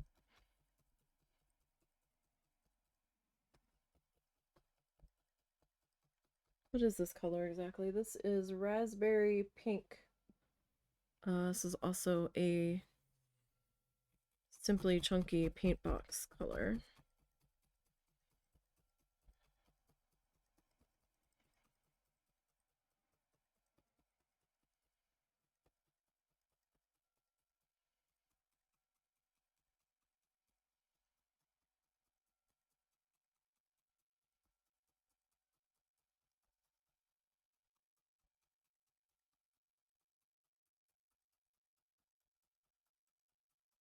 Okay, I'm gonna bring that over just a little bit further.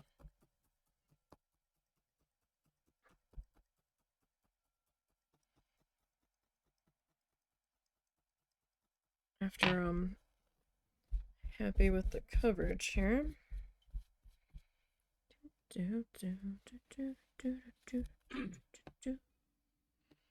All right.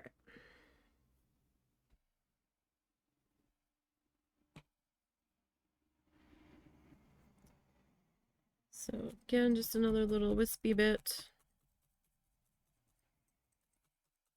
I might come back and add in a little bit more of this color here.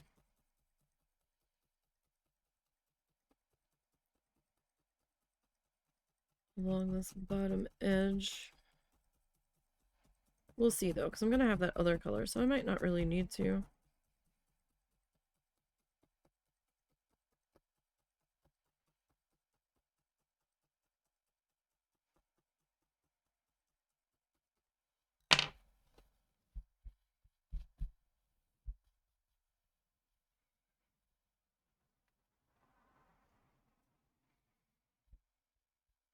Okay, so I didn't need much of that.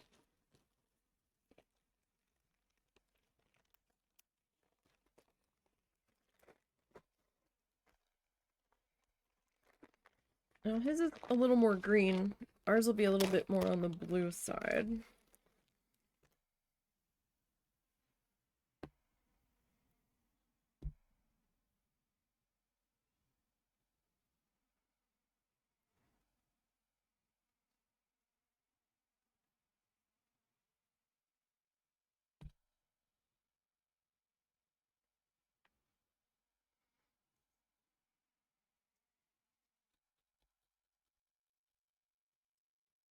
Alright, so I don't want to completely cover up all of that.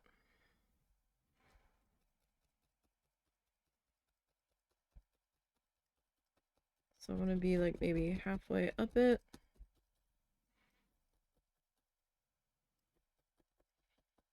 And I have no idea what's supposed to be coming in below this.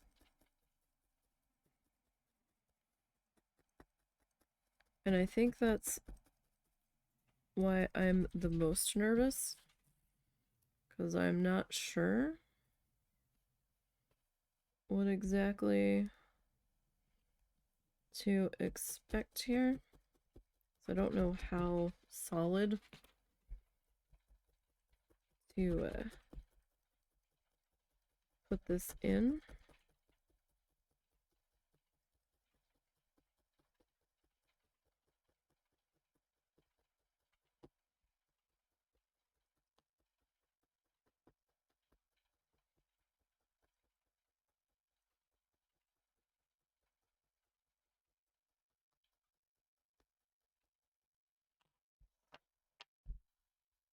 Alright. So I'm gonna try to be careful, but also, like, I don't want to overdo.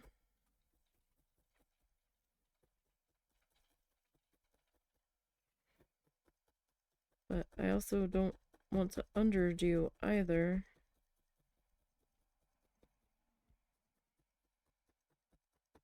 It would be a little bit better if I knew what was coming next. Then I could figure out this section a little bit better.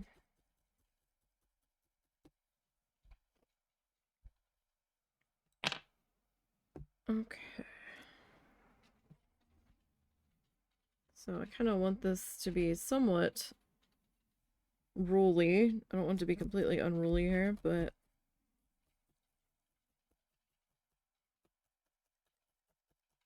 I might have to come back and add a little bit more, like another wispy bit in that section there.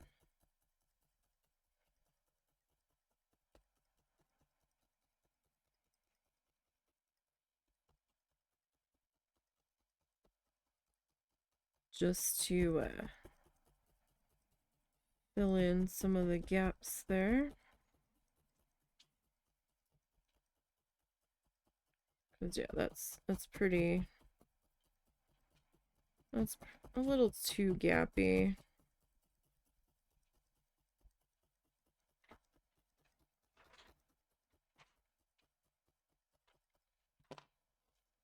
Like, I don't want it to be like Swiss cheese with all those holes in there. Like a little wispy, yeah, okay, but that's more than a little bit.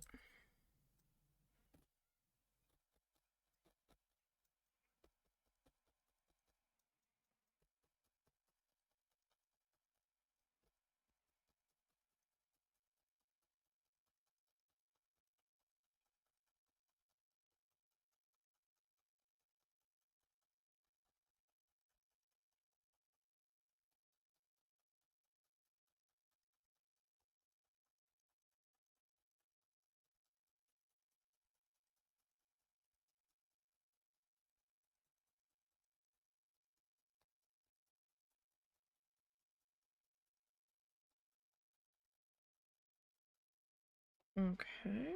This will probably take a little extra time. Just kind of trying to work that in there.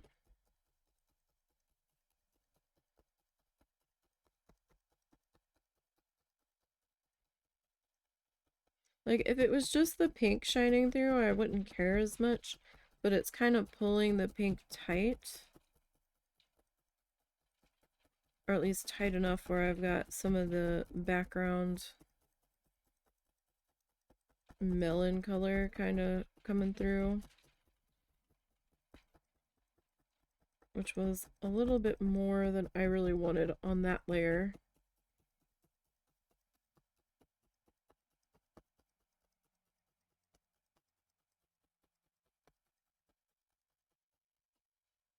Like, I could try to talk my brain into letting it be up on the purple trees, like the back trees, but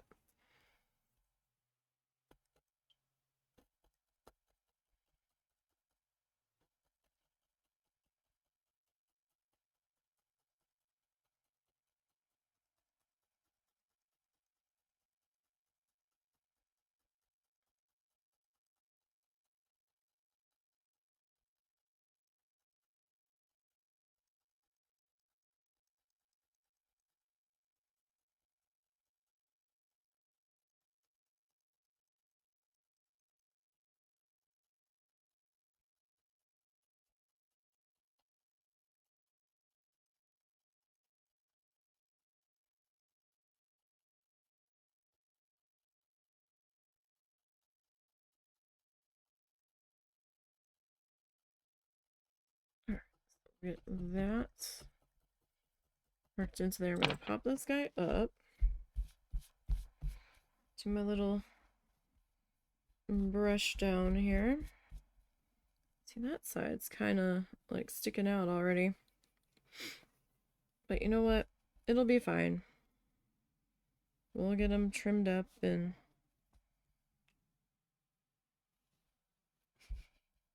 in shape there eventually. Alright, so if you come in at an angle, you can kind of move your fluff around a bit.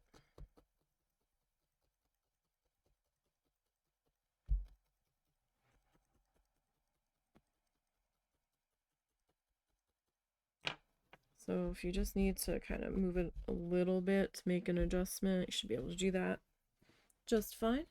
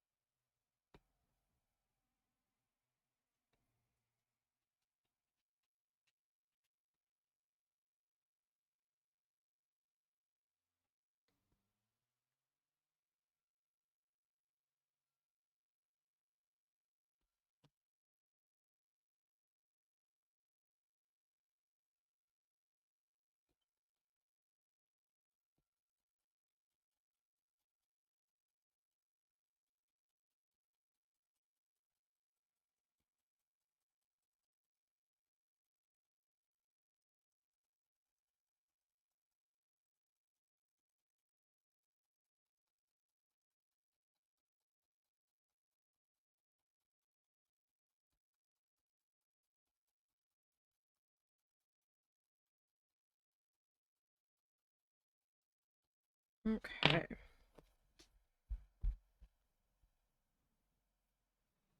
Grab our next bit of fluff.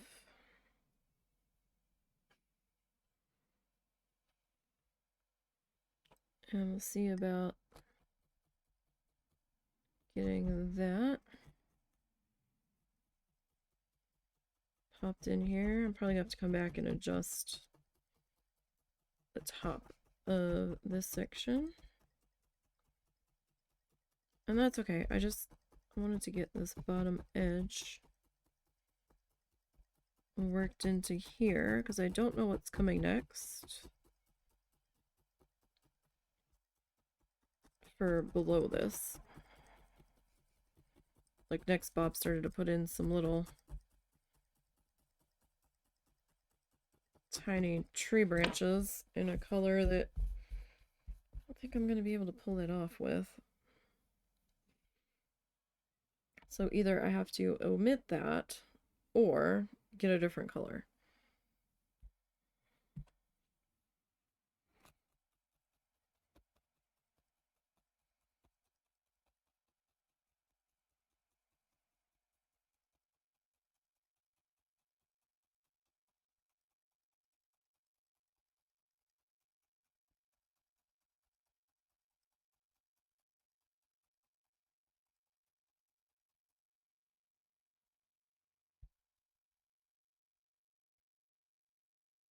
All right, get a little bit more here.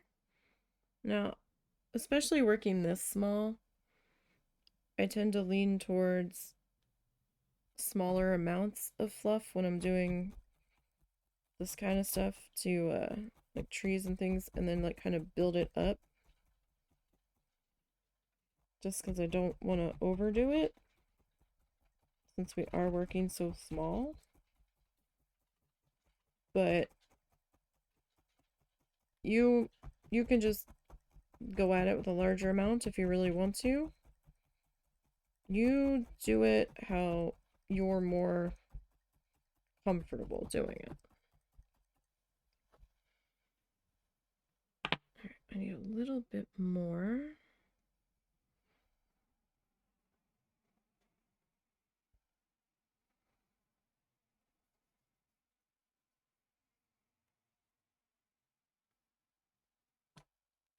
I just kind of want to even that out there.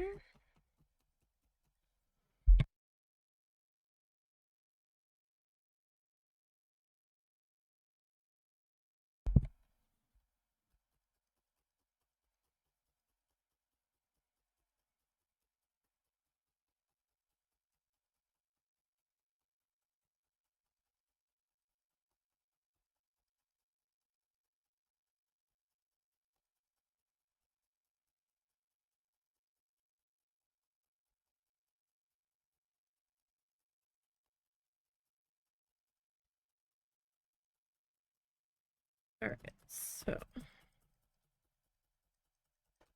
got that row put into there. I'm gonna put this bit of fluff back in my bag. Okay.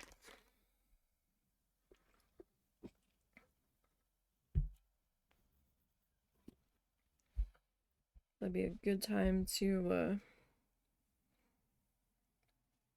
rotate our mat. I don't usually work in the middle anymore. I've been trying to work on the corners, but we can work in the middle this time. Alright, so let's see how Bob's adding in these sticks and where he's putting them.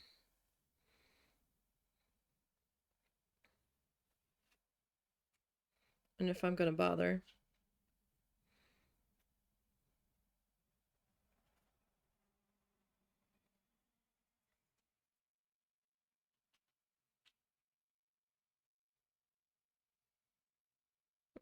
I might skip that.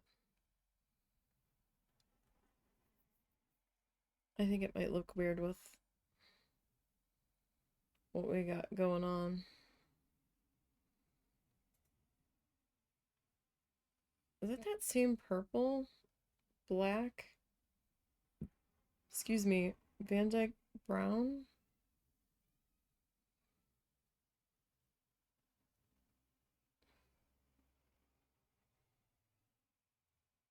So he's making a really dark color.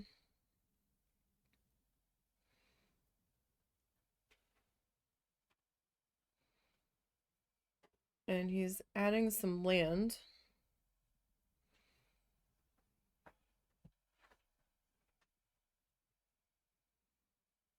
Okay.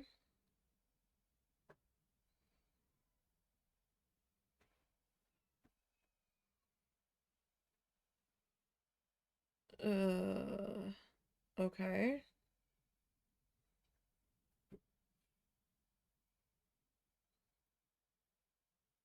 What, Bob, what? You just covered up that entire tree branch you just put in. Okay. Okay. Okay. So he's kind of got...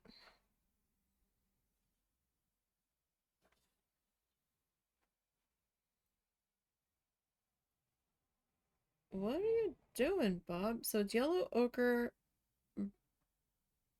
bright red.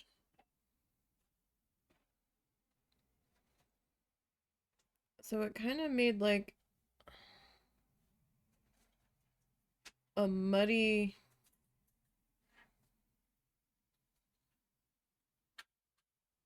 A muddy brown?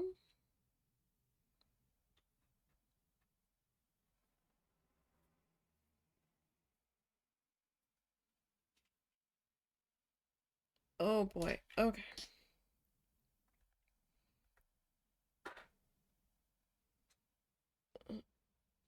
I don't know about that tree, Bob.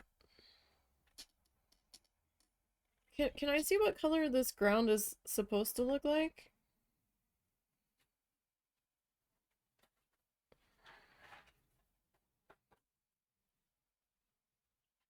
Because I don't want to spend the time making this purple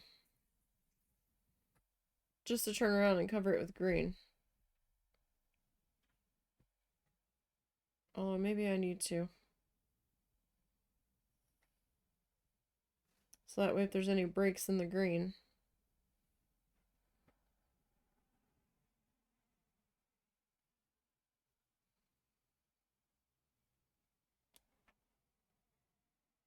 Okay.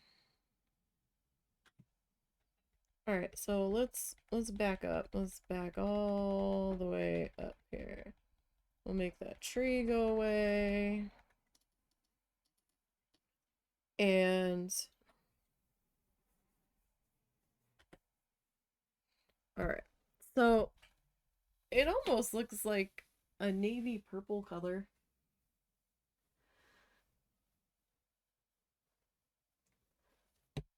He's been all about the purples on this one.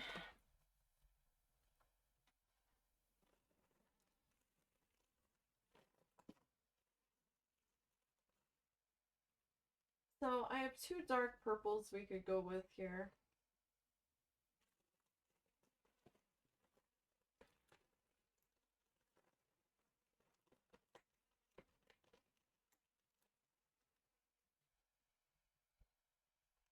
So we could go with dark aubergine, which is probably on the bluer side. Or we have jam, which is probably more on the red side. And he just kind of made it like it almost looks like a washed out navy, to be perfectly honest. But, I don't know. It does feel more like a washed out navy color, doesn't it? Maybe I'll just grab a navy.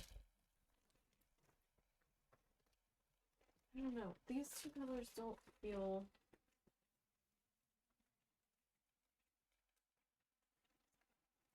quite right.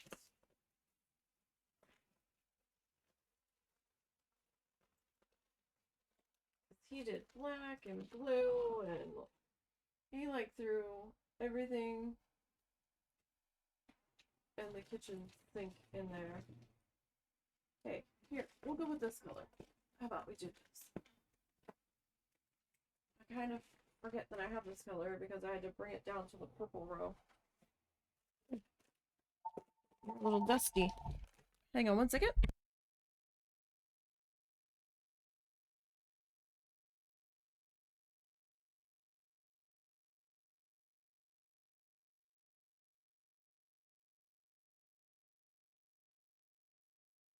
Alright.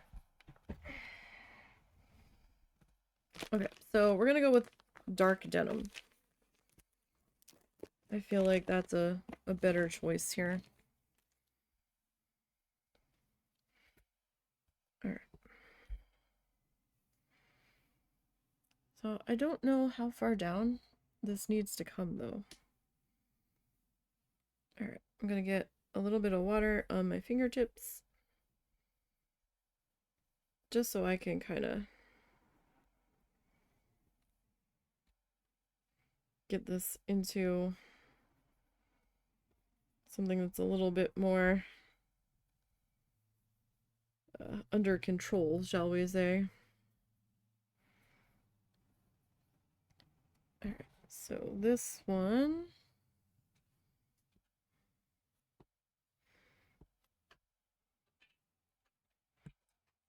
Alright, so I'm gonna stab that into there.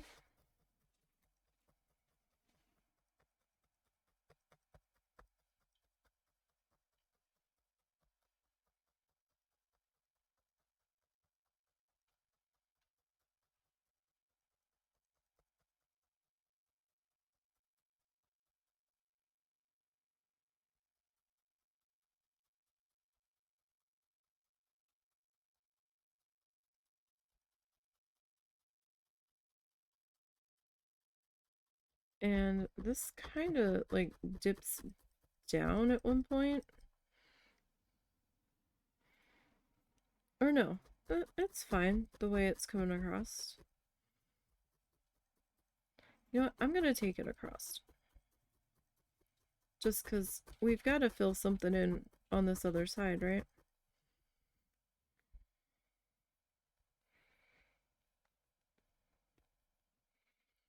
So I don't know what else is gonna happen in this bottom section.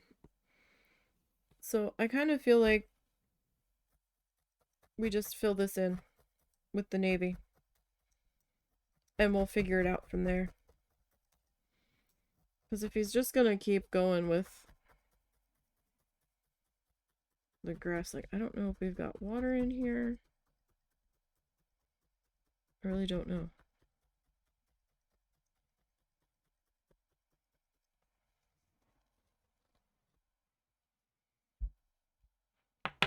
I know I didn't fully tack that down.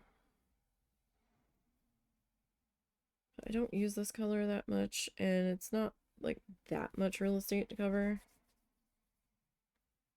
So I think we're just gonna fill this guy in here.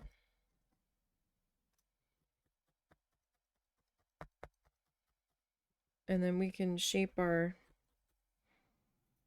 hill, our grass, with the grass color.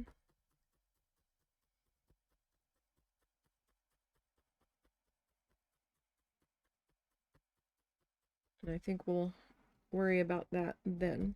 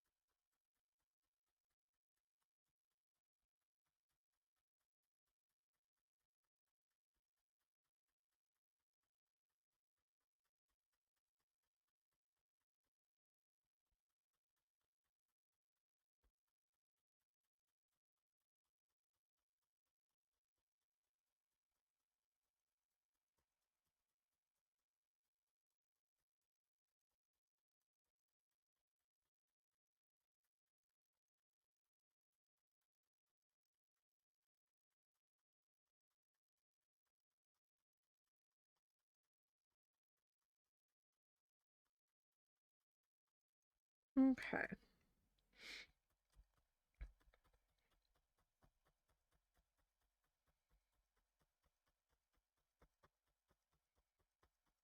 Certainly an intriguing color combination. Not normally something I would go with, but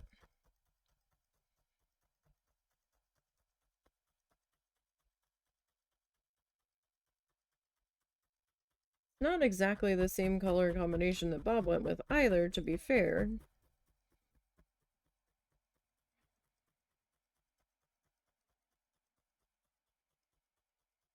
But we had to pick something that would end up being close to Bob's decisions here.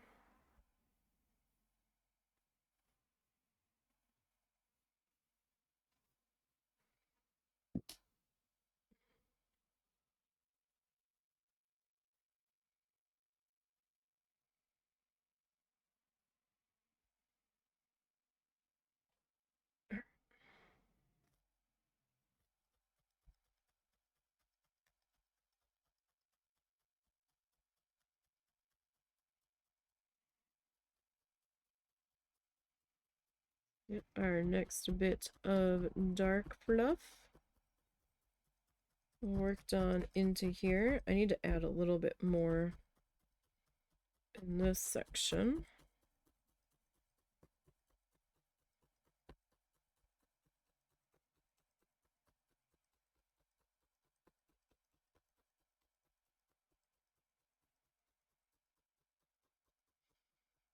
So I'm just trying to have something here so that when I add the grass color in, if there are any splits in it or breaks in it, it might show this color instead of like our camel-y color that the background is, that our base fabric is.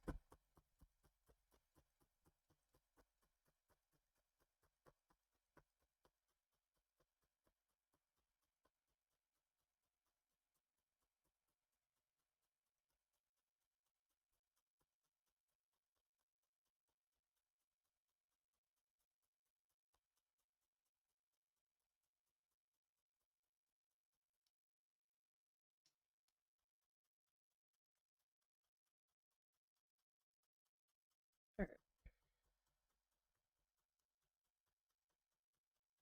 Forgot I didn't get this end piece worked in here. Excuse me.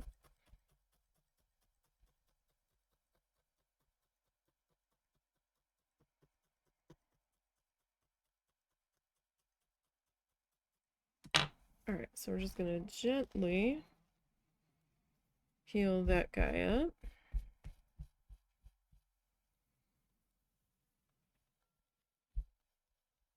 And I'm going to come back over here. A little bit more water. So, yeah, I'm not sure if... Oh, oh no. Oh, there it is. Okay. Let me see real quick.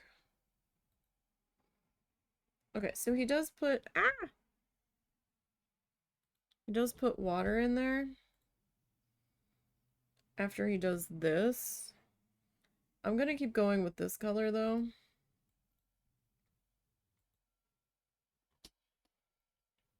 I'm going to pause that there. That kind of gives us an idea of where we're at.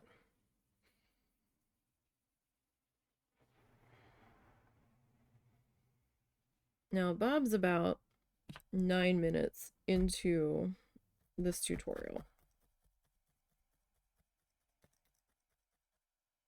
Obviously, it has taken us way more than 9 minutes to get where we're at, mostly because, you know, I'm choosing colors and being my little indecisive self.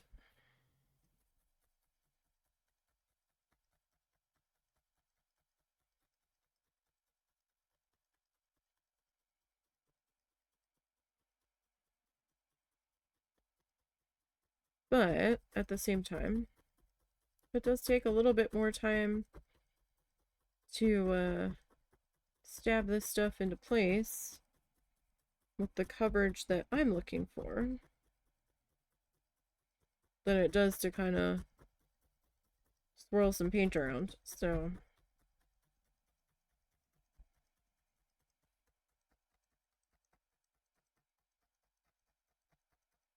I'm not sure where I'm gonna put this tree because he's still got some... Still has a little bit of space there to the side.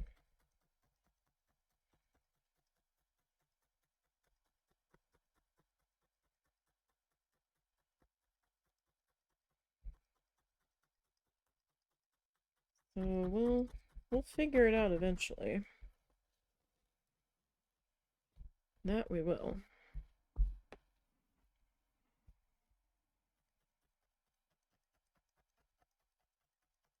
Alright, I think I'm gonna grab another small piece for up here. Just try to fill in this gap.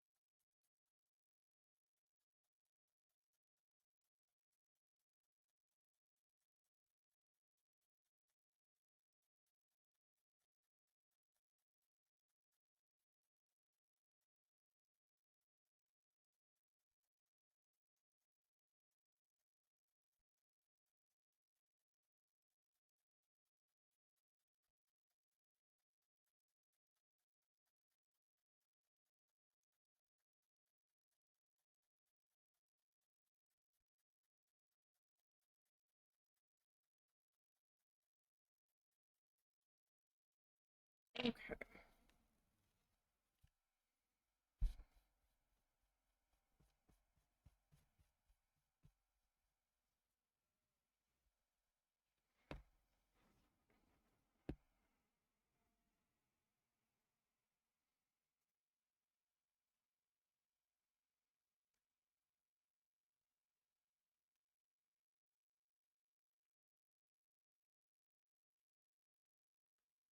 I'm just making my little fluffy snakes here.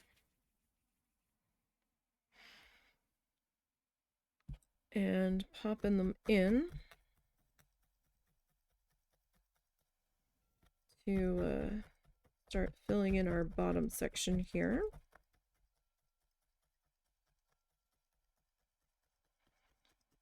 And once again, I'm just going to fill in this dark color all the way across the bottom.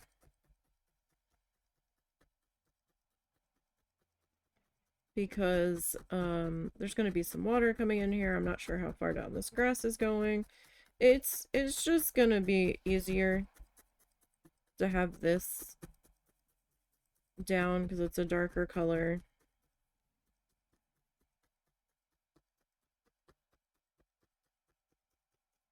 And if it does kind of show through the other colors, it'll just kind of look like a darker shadow. So I think we'll just be better off doing it this way.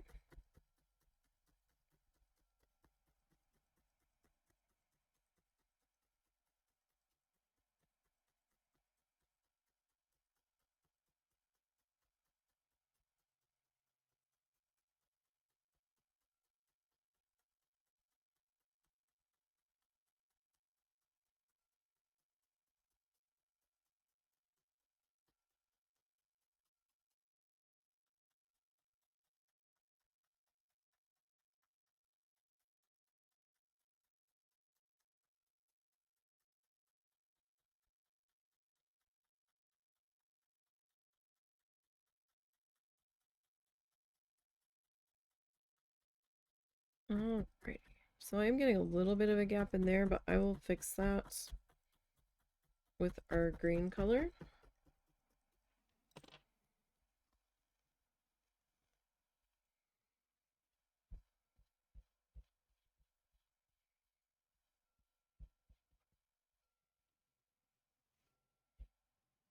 Okay.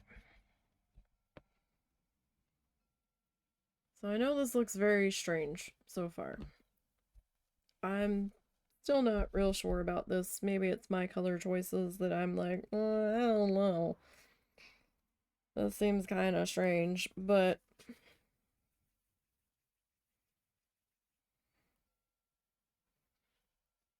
well, we'll see it through.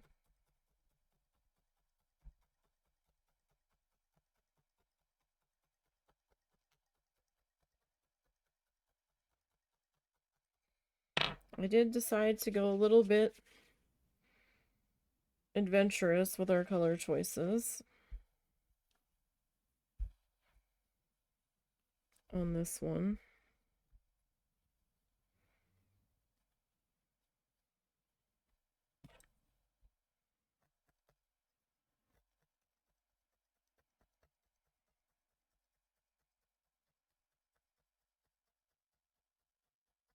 We'll just kind of have to, I don't know if trust the process is the right wording here, but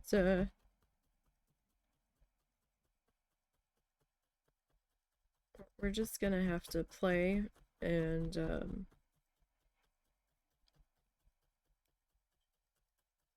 kind of see what the outcome's gonna be.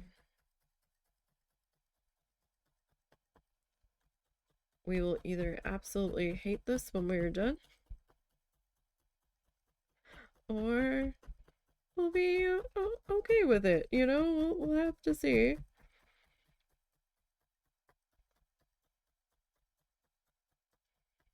This is not a normal color palette choice for him. Although every so often he throws one out there and it's like, okay.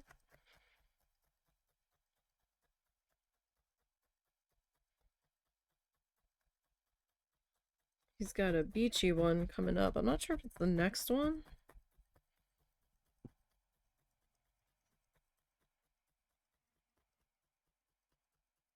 Like he's got one or two in this series. season where he got the contact paper out and was playing around with it.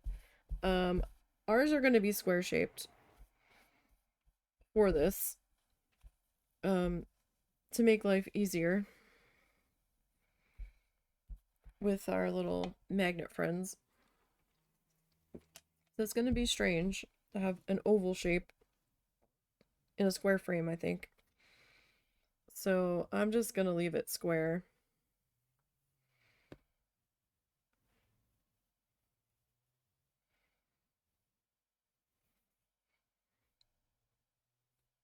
I mean, if I had like a little oval shaped frame or something, I'd probably be a little more inclined to attempt it.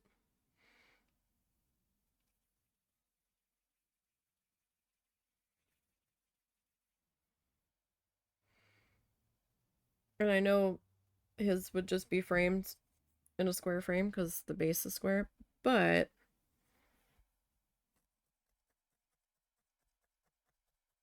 it's going to be a little bit harder to pull off with this. Then I feel like I'd have to make my backgrounds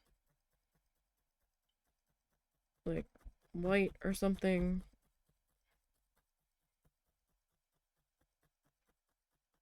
Like I wouldn't be comfortable just leaving the naked base color to surround everything.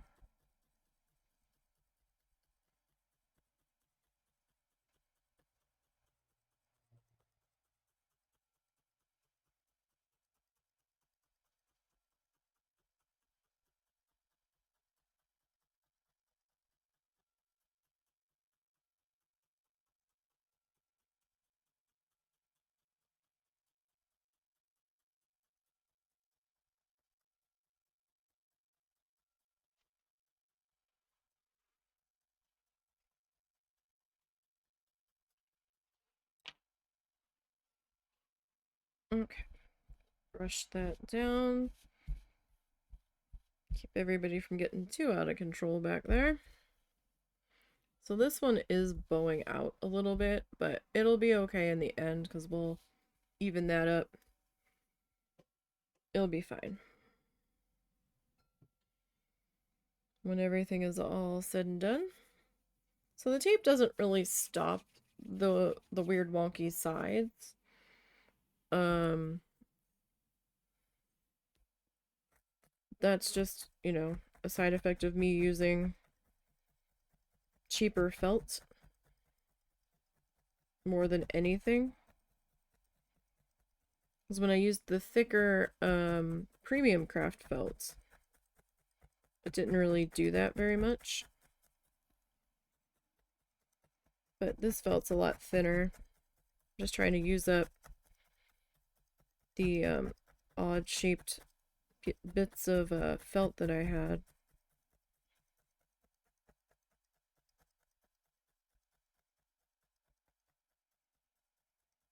So I was like, oh, I could use that for this. And we still can. Like, it's still working. We just have to deal with the sides being a little strange, and we're gonna straighten them up anyhow when we go to slip it onto our magnet backing.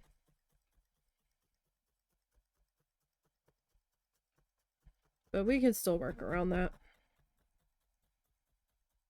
Not a huge deal. Like, I want to try to use up some of what I have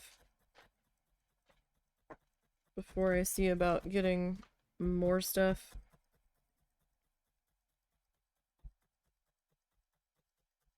Because it's still usable.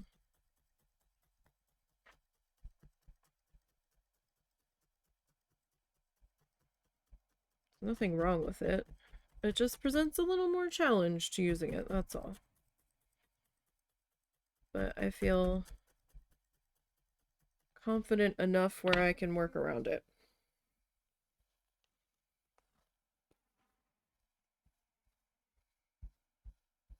It's like half the battle, right?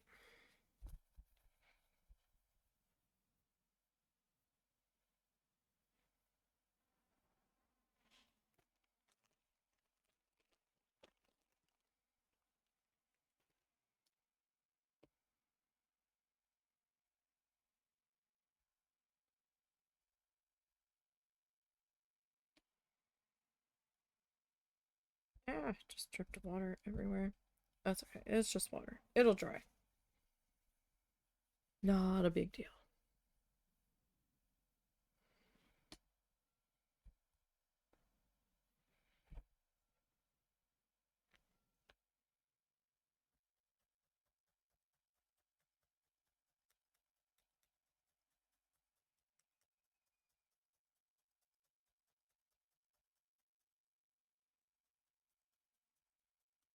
Alright.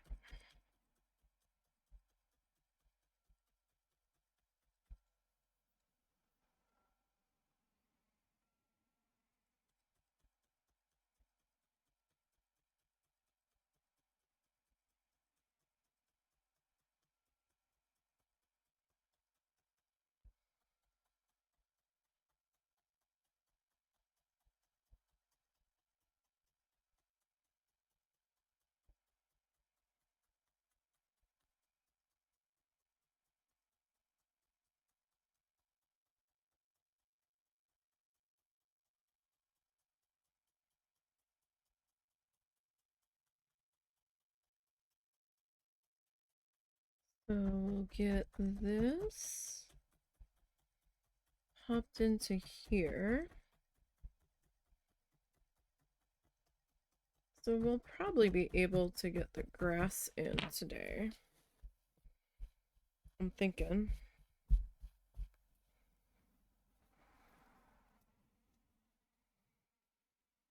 I think we ought to be able to at least do that. We'll see.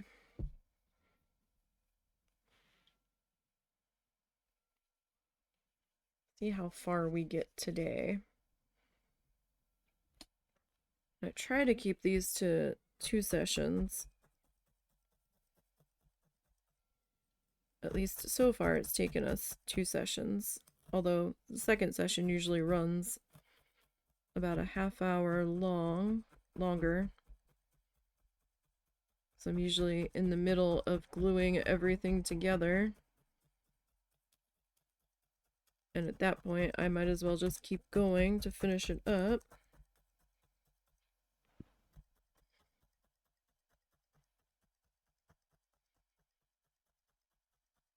So about 4 hours, and then in about another 4.5. So about 8.5 to 9 hours to put one together.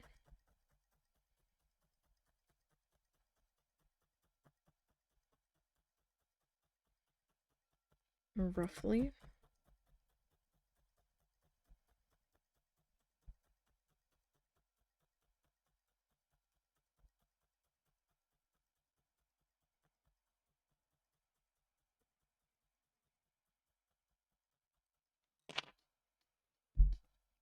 Depending on how intricate and fussy we need to be.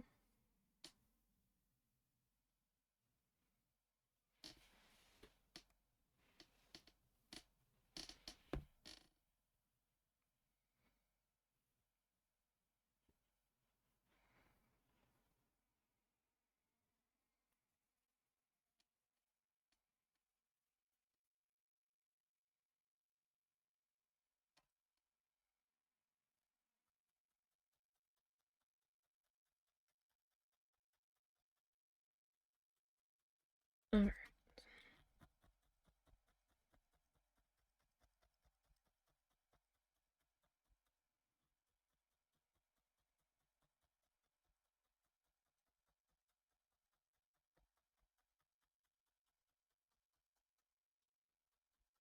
So we'll get this section popped into here.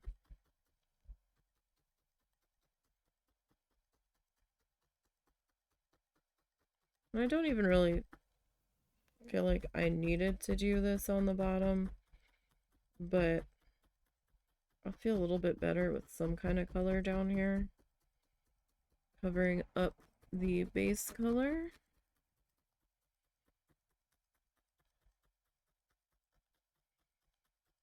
Make it a little bit easier for me to put everything else in.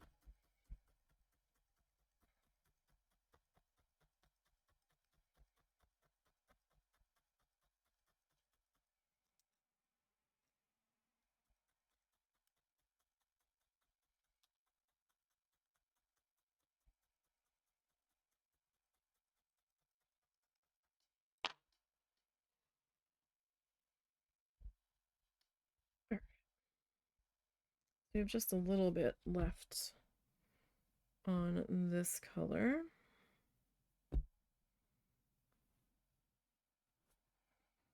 Like, I'm not trying to rush through this.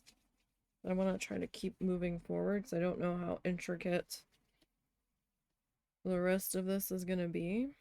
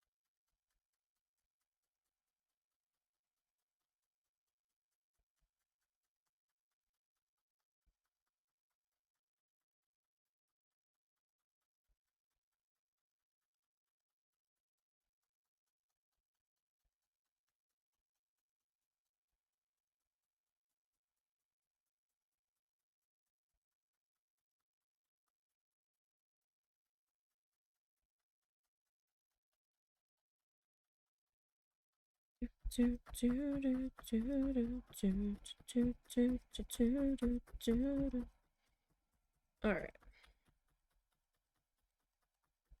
If we do move, I'm gonna have so much stuff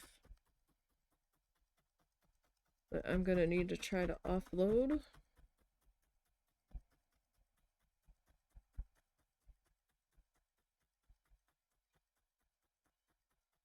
Although I don't know. Now that we are now that we're doing the little art giveaway things, I might not have that much stuff to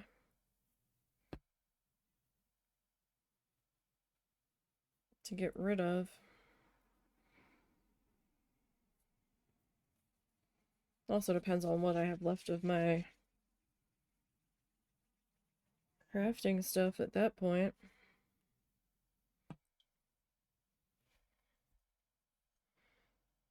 That's a little big there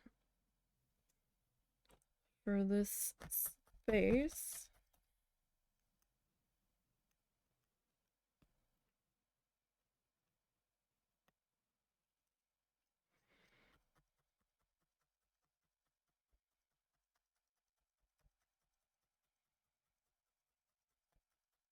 Because we've already decided we're going to have to get a pod or those U-Pack boxes or whatever to ship across the country.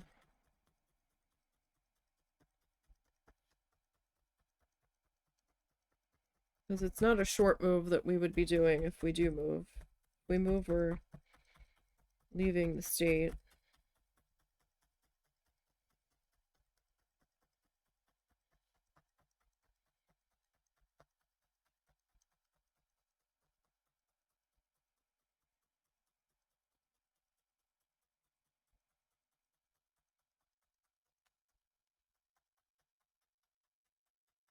It really would depend on what else, or what all I have left out of my stash. Because we have a little bit of furniture, but not very much. We have like our bedroom furniture. So it would be like mattress and platform or box spring, whatever it ends up being on. Our computer desks, whatever we were using at the time. The PCs themselves will probably be traveling with us.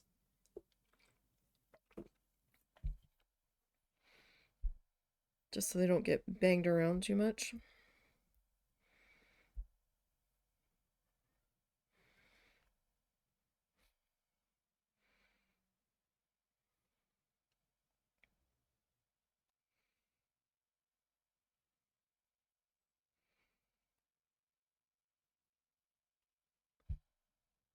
Okay, so that's probably good enough for that.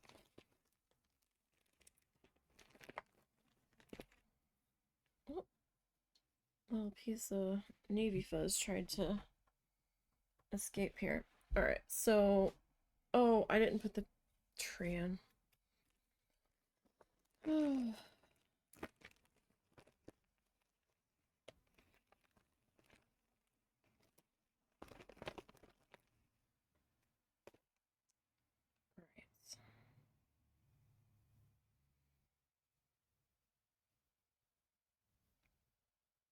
You know, I think I want to put my grass in first before I put the tree in.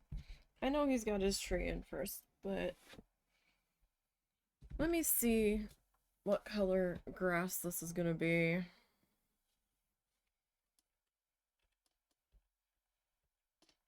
Alright, I'm just gonna kind of pop through that real quick. So he took sap green, and it looks like yellow ochre and cad yellow.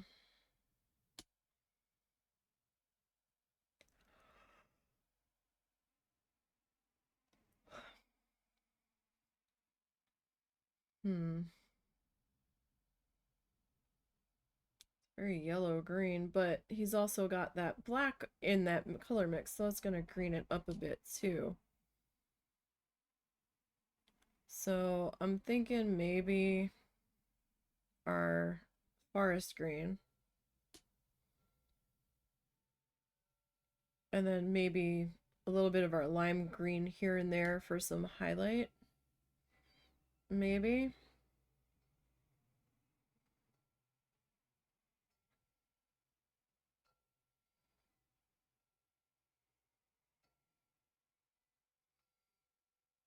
We might need a little bit of our rust color in a couple of spots too. Okay. So I need to go pee real super quick. I will be right back.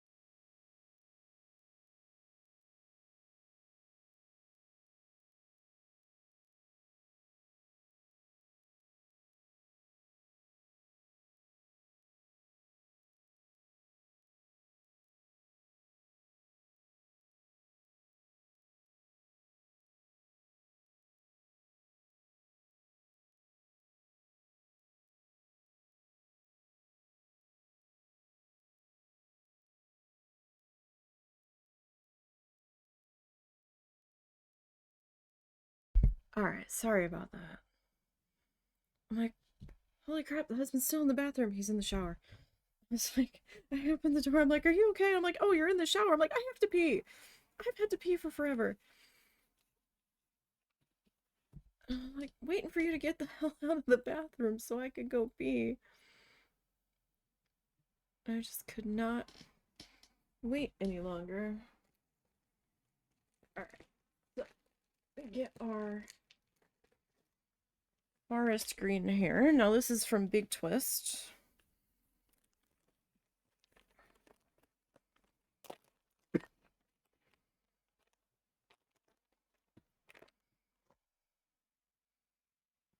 Got so many bags of fluff over here. Alright. So. Gonna kind of try to get this to where it's a little bit of a thinner line. So I can work out my ground here.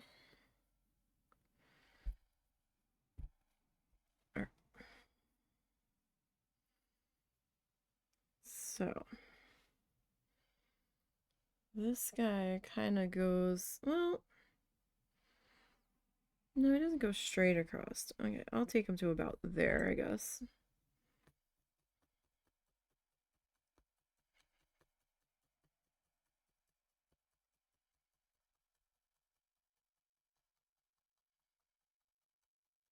And I don't really know how far down to bring this. I might have to skip ahead again. Just a little bit. In order to try to figure this out. I gotta make sure I leave room for this water or whatever is coming in here.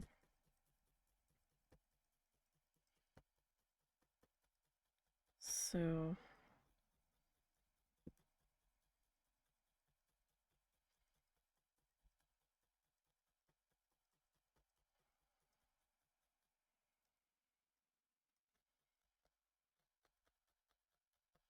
get this guy.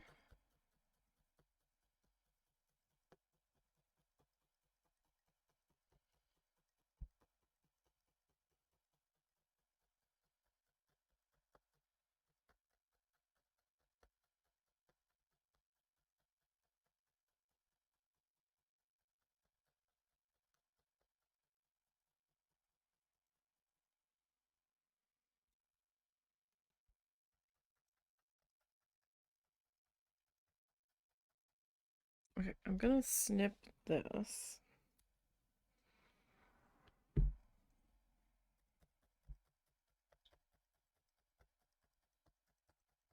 So that guy's kind of gonna go that way, right?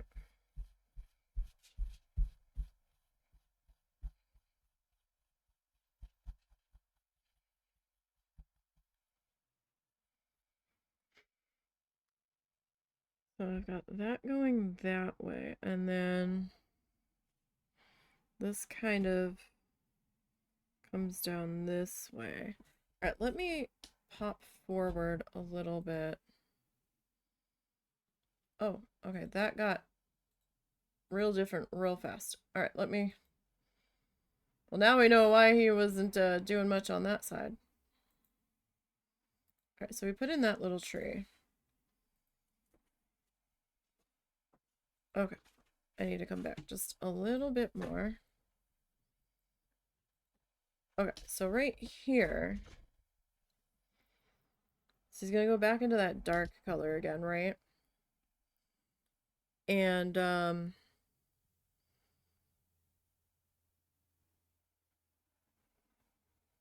he's gonna plop a big old tree in that section. It's gonna go all the way up.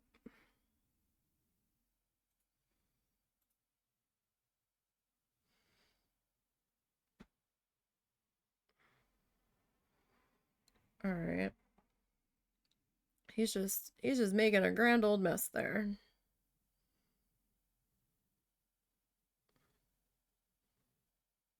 All right. Well, I had the thing in the middle. All right, so he brings this back this way.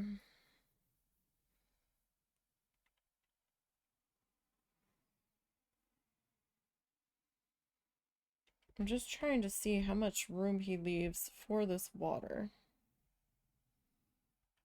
Not much.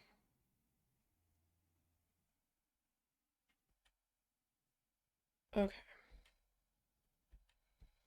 All right. Calm down there, Bob. Where were we? We were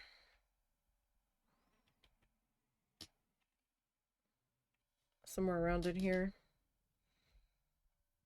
Well, you know what? I'll let him put the shadow of the tree in. Since I decided to jump to the grass first. We'll put the tree in. It's not going to look the same as his, though. But we'll put a tree in of some description there.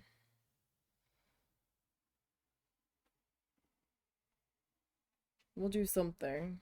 Okay. So I'm going to grab another bit of fluff here. Get my fingertips damp here. And I'm going to kind of do the same thing that I did with that other piece. All right, so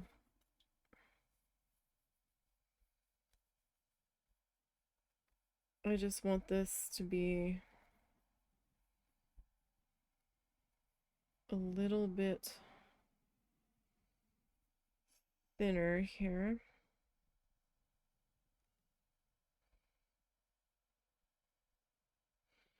All right, so he's got the water kind of from here.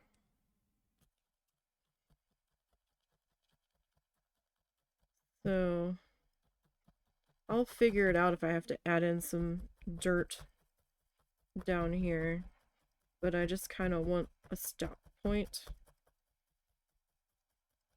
worked in here. If I gotta add some dirt, I gotta add some dirt.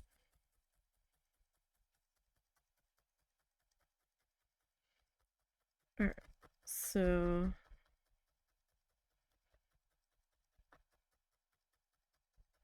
we'll be taking it to about there. Just so I have a idea of where I'm taking that. I'm not gonna like get too deep in the weeds on that at the moment. Alright, now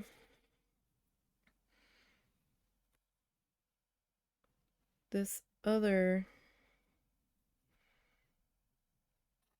area kind of cuts around into here.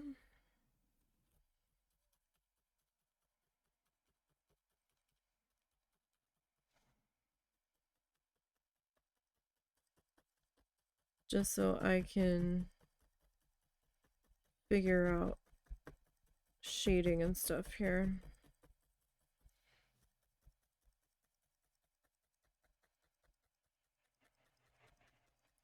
Because this was gonna kind of come in this way. I know it looks crazy at the moment, but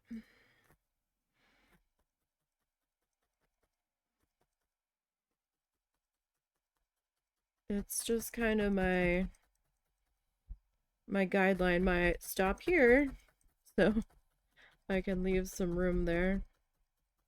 I'm not even 100% sure I've left enough room, but we'll figure it out. Okay, so that's very minimally attached there. I'm gonna come back up here.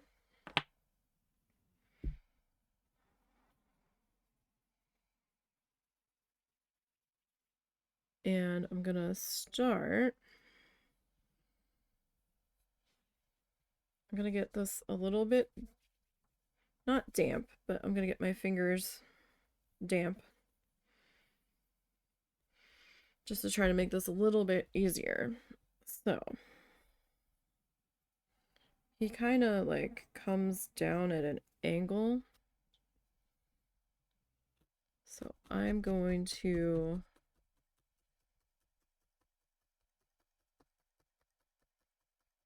kind of try to work our hill angles here a little bit. It might be easier just to color the whole thing and then put the angles in with the highlights and the shadows. Or at least the highlights, but we'll see.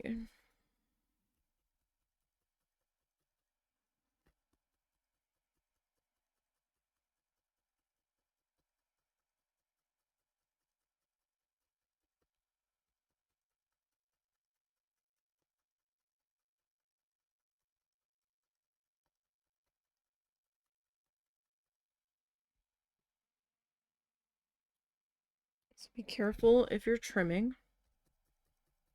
You want to get close to your project without cutting what you've done already. Because while we probably can fix it, it's going to be tough.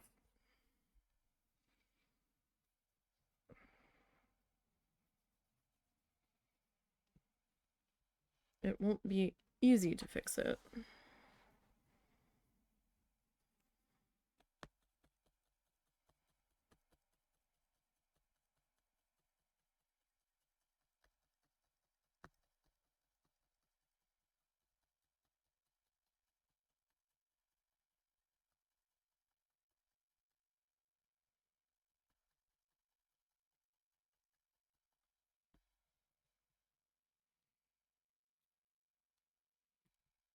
All right.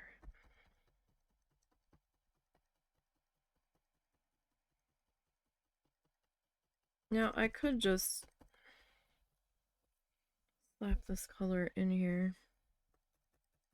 I don't know if we're really gonna get the whole angle thing with how small we're working. Now paint, you would see your brush strokes in there and get the feel of it a little bit better. But with how tiny we are at the moment,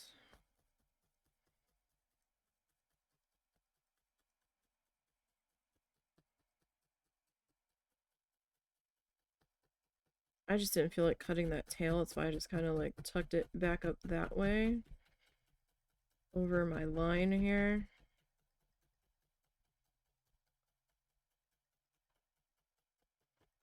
I probably should have just trimmed it so I had an easier time seeing where I was over here.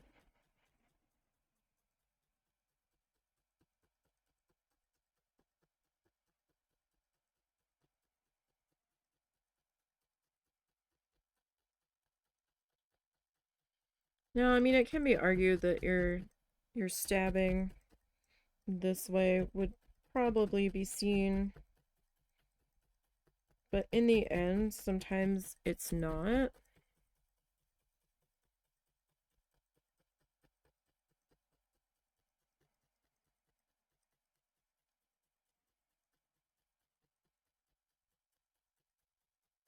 So I'm just gonna work on filling this guy in here.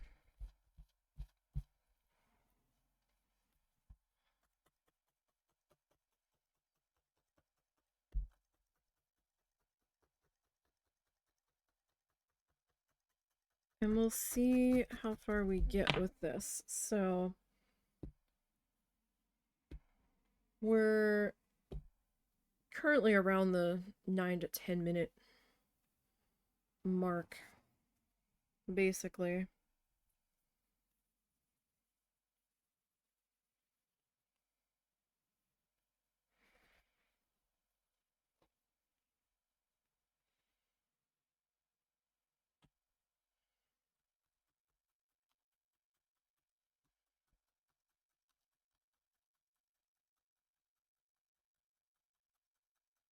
Of the tutorial, I should say.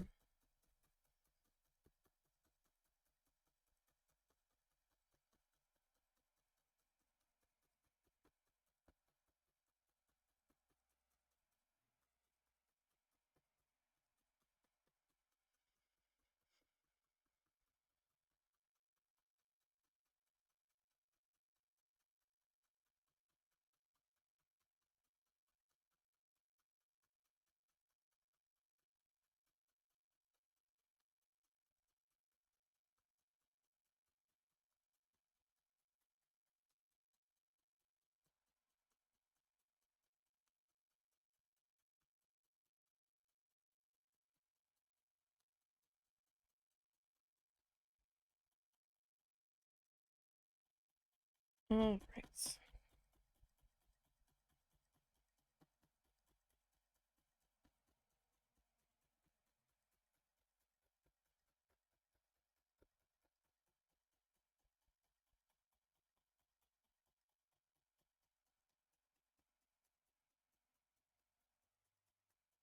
So I might need to add just a little bit more green to this one edge here, because I can see our blue kind of on the very edge, but then again, it might be all right. It might be more of like a shadow back there. Might be okay. We'll see how it looks when I get done adding this section in, if I need to touch that up a little bit more.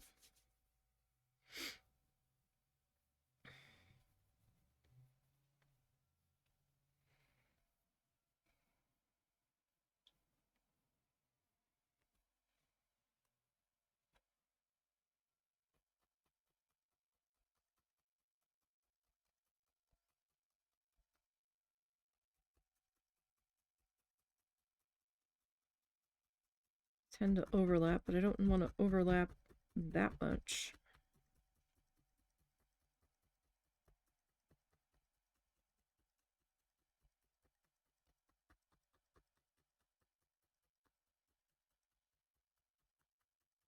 All right.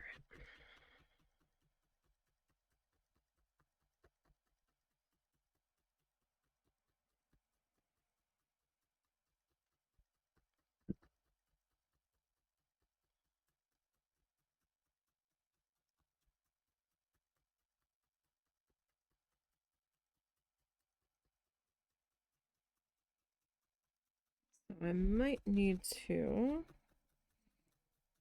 add a little bit more in this one spot here.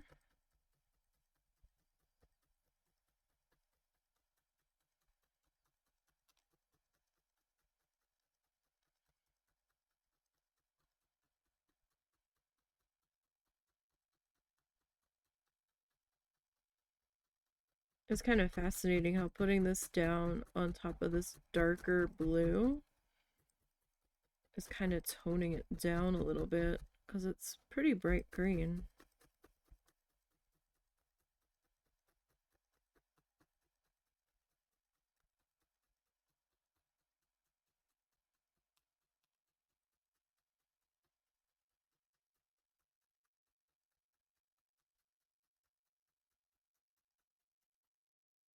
Okay. So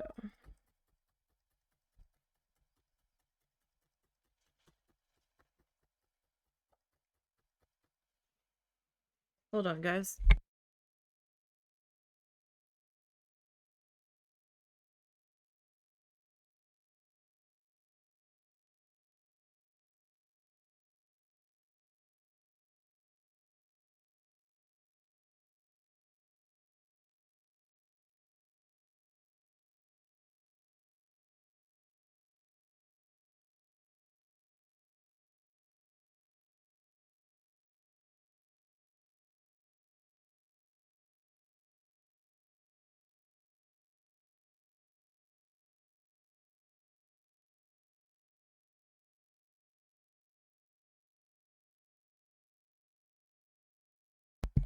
All right.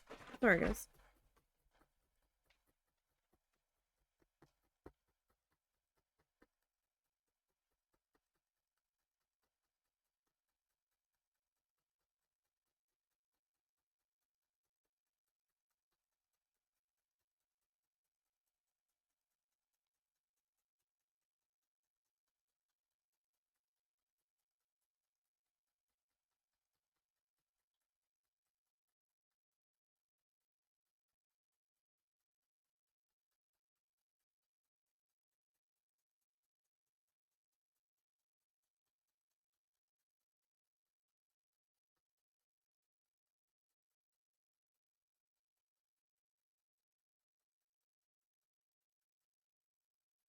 Okay. We'll brush that down. Alright, so, I mean, it's getting there. It's getting there. I know it's... Excited piggies. Huh? That was some excited piggies. Oh? Yep. Did they actually start chewing them? Yeah, immediately. So they definitely like those better than those other ones. Yeah.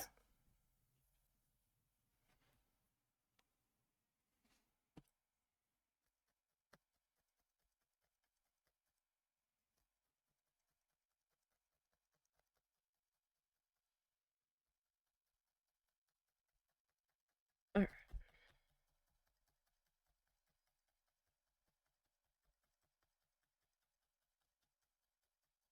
I don't know that I really needed to add quite this much more, but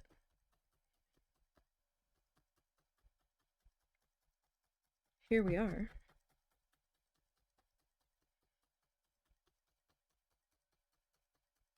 So I still need to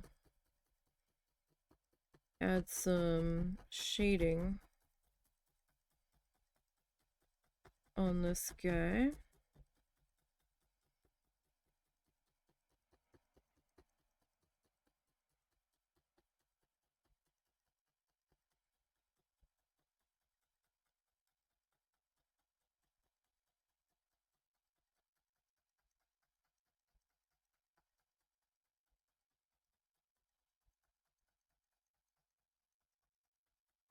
Alright. So I'm gonna grab our... Well, do I want to put the lime in first, or do I want to put the tree in first?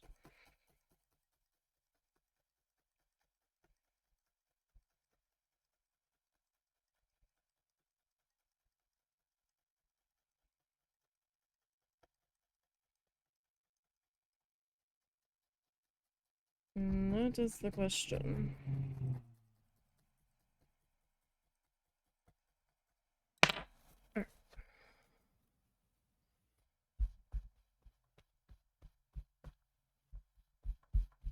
So,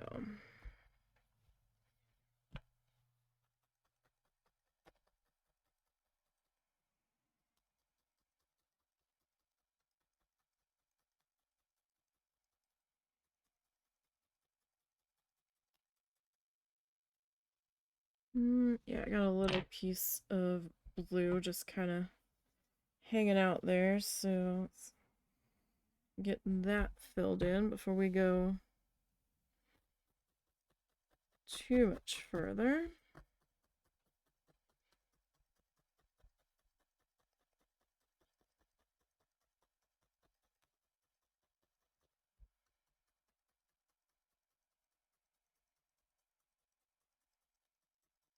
Alright.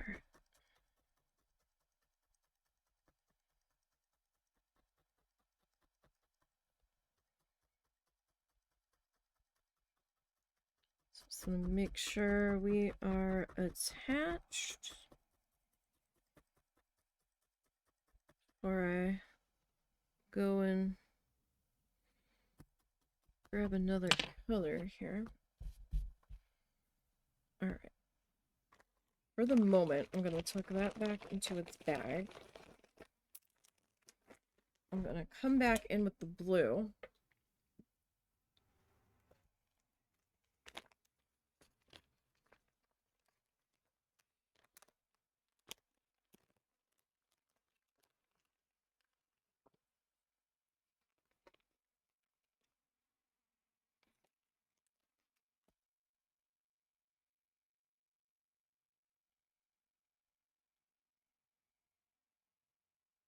So this is going to be a little tricky.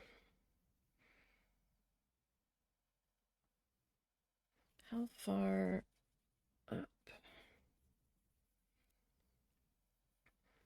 So I'm going to try to figure out how tall this guy is going to be.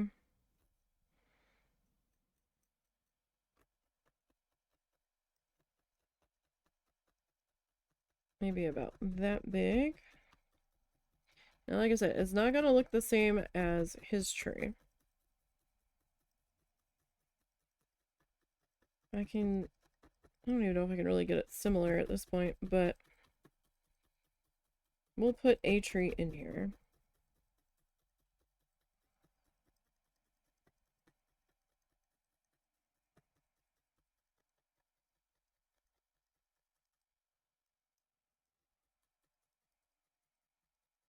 Alright. So we've got that guy kind of sitting there.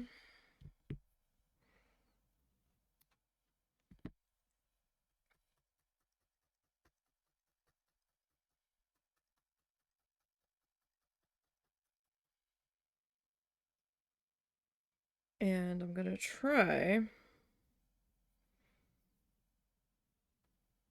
to see if we can get some fluffy bits coming off this guy.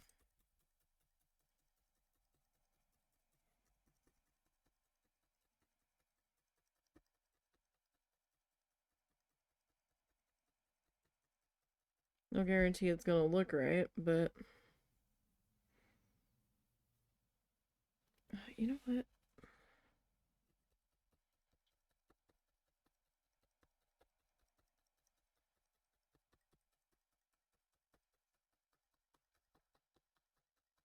I'm just gonna kind of do my own little tree here.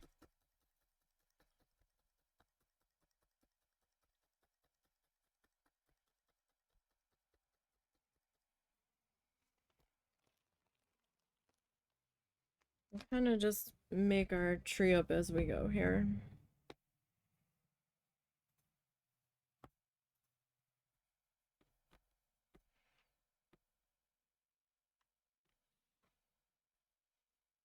Alright.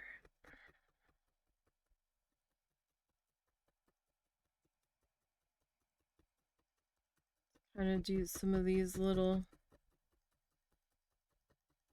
guys kind of branching off and pointing up.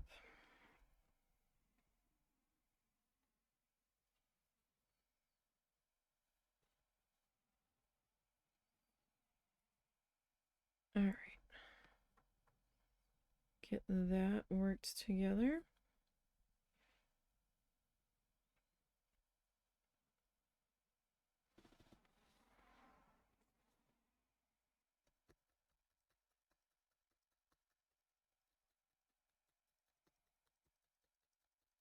Well, I think our teardrop trees are probably the easiest thing to do when we're working quite so small.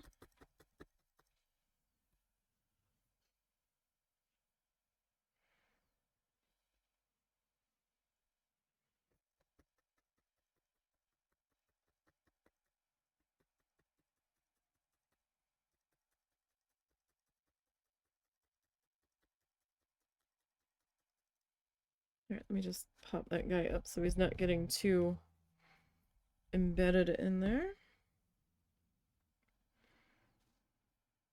I'm not quite sure what color we are going to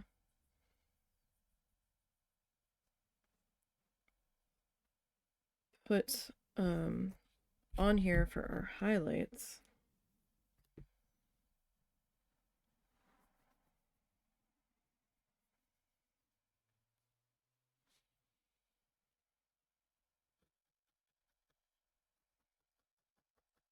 I'm just not real certain. Like maybe that like rust color that we're gonna put a little bit of in the grass.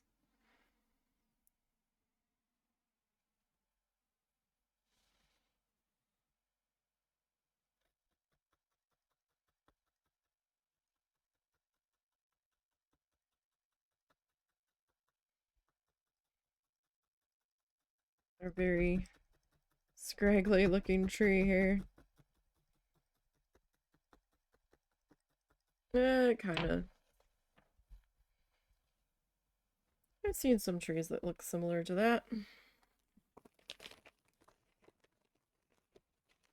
Alright. So if we've got Hmm. So we have a cinnamon color. We have like a rust color. I think I want to go with maybe the cinnamon. The cinnamon's a little bit darker. Um,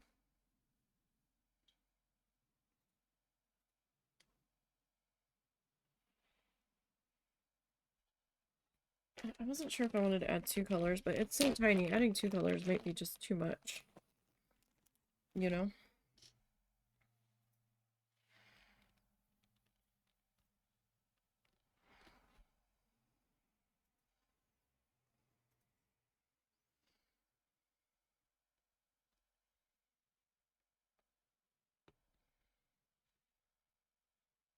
Okay. So let's see.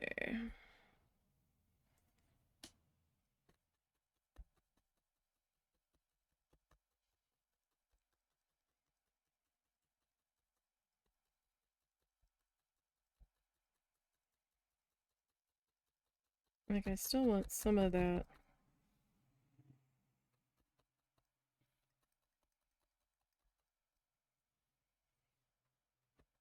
Some of that base color kind of shining through there.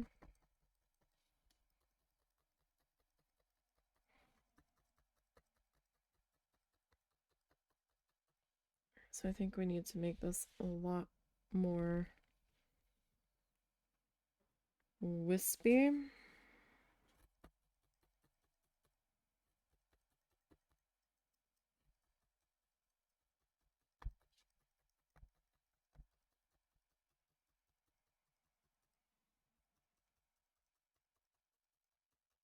Just to try to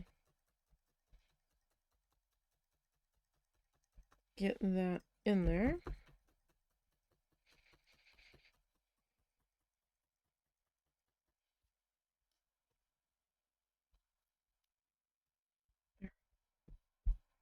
Just brush that down on the back.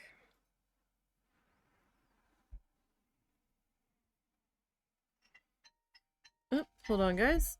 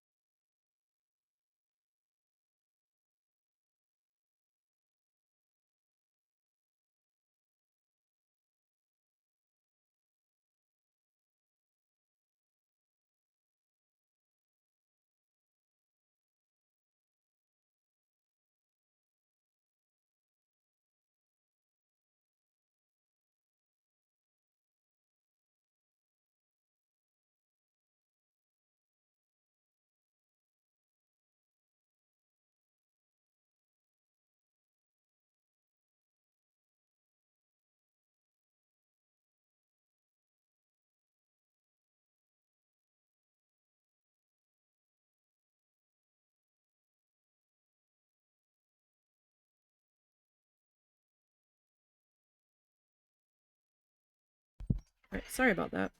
We are oh so popular today with the phone calls.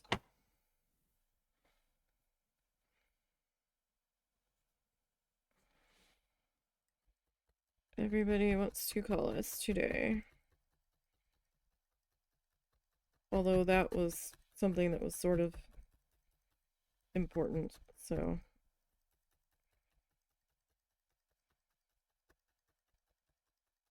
it was one of the things we were trying to get a little more information about from the bank.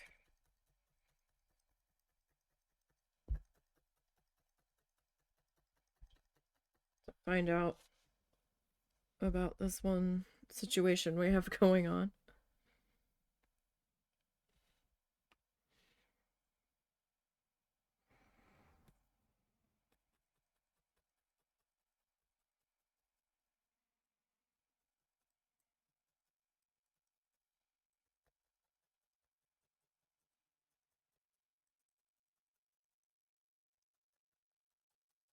Like, I don't know if I should put the other color in on that. Like, I don't know. Kind of feel like it's gonna be a bit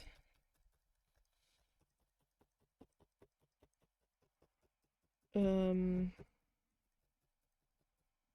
monstrositous if I add the second potential color, third potential color on there.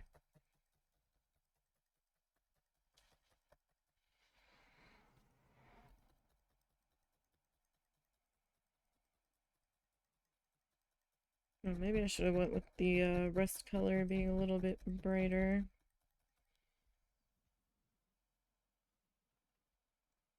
I mean, it's not terribly bright, but it's bright.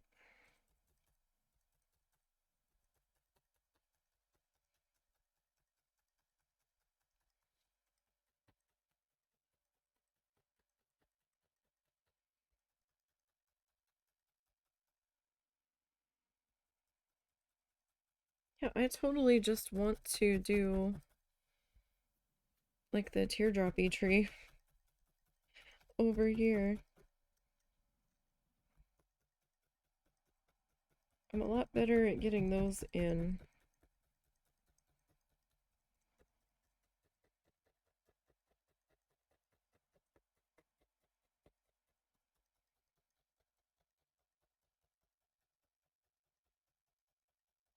Like you can kind of see it. It's still very dark though, the whole thing. So, I don't know.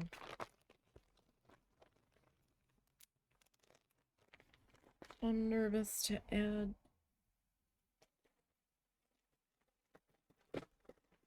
Nervous to add it.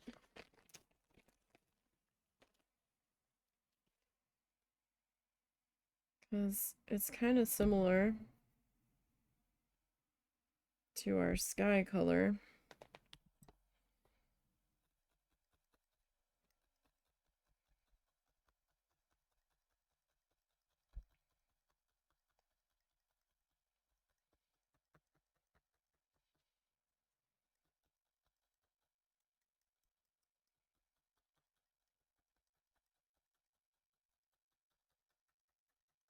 I feel like it's just gonna.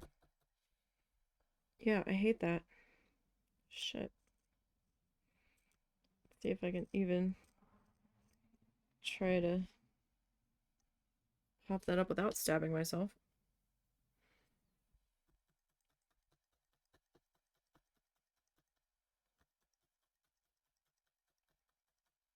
Yeah, we're just gonna leave that one like that. Adding more to that tree is not going to help the situation. And I'd rather that be a little bit darker. The other tree is gonna like come in here and we're gonna kind of cover that a little bit, so that's fine. Right, I need my lime green. I've got so many bags of fluff next to me. This is ridiculous.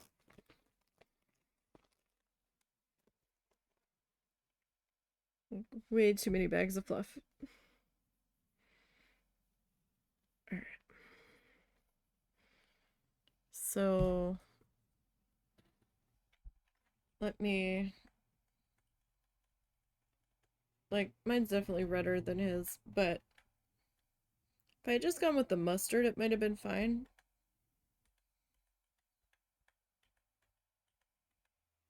Okay, so this is kind of more where we're at. Around around minute 12 here.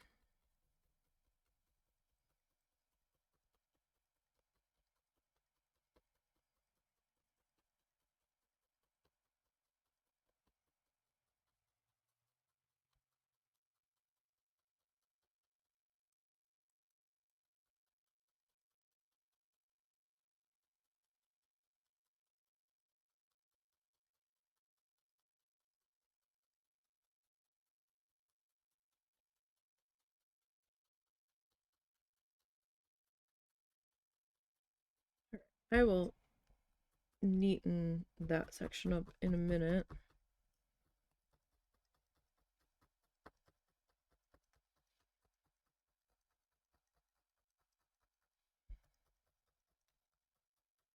And I get a sneak peek that we've got another big tree hanging out over here.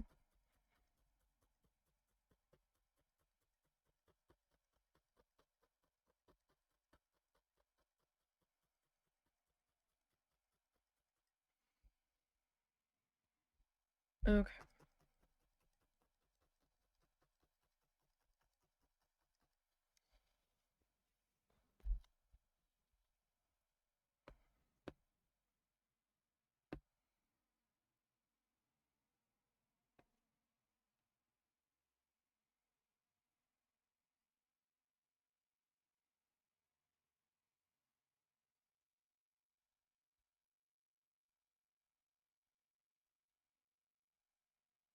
Alright, so I might just kind of do like another little lighter bit in there.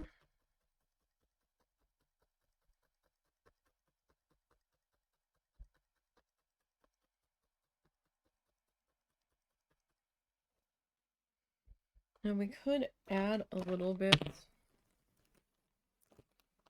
and I do mean a little bit, of this cinnamon. Like kind of like down and through here maybe.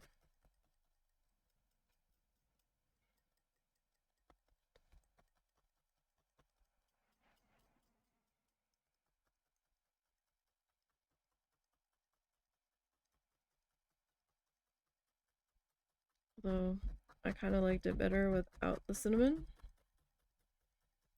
if I'm gonna be perfectly honest.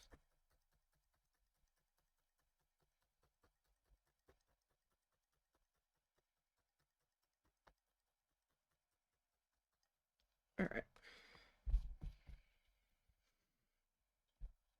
So we've got that. We have this hill that we have to put into here. But I think we might stop there for today. Because I have some things I want to take care of. So we will be back tomorrow with Planet Zoo, and we'll be back into working on our new bee animal area. But I think we made some decent progress today. We'll pick this up next week. So thank you everybody that popped in and hung out for a little while. I will see everybody tomorrow for Planet Zoo. Don't forget to follow the social links down below. And until next time, everybody.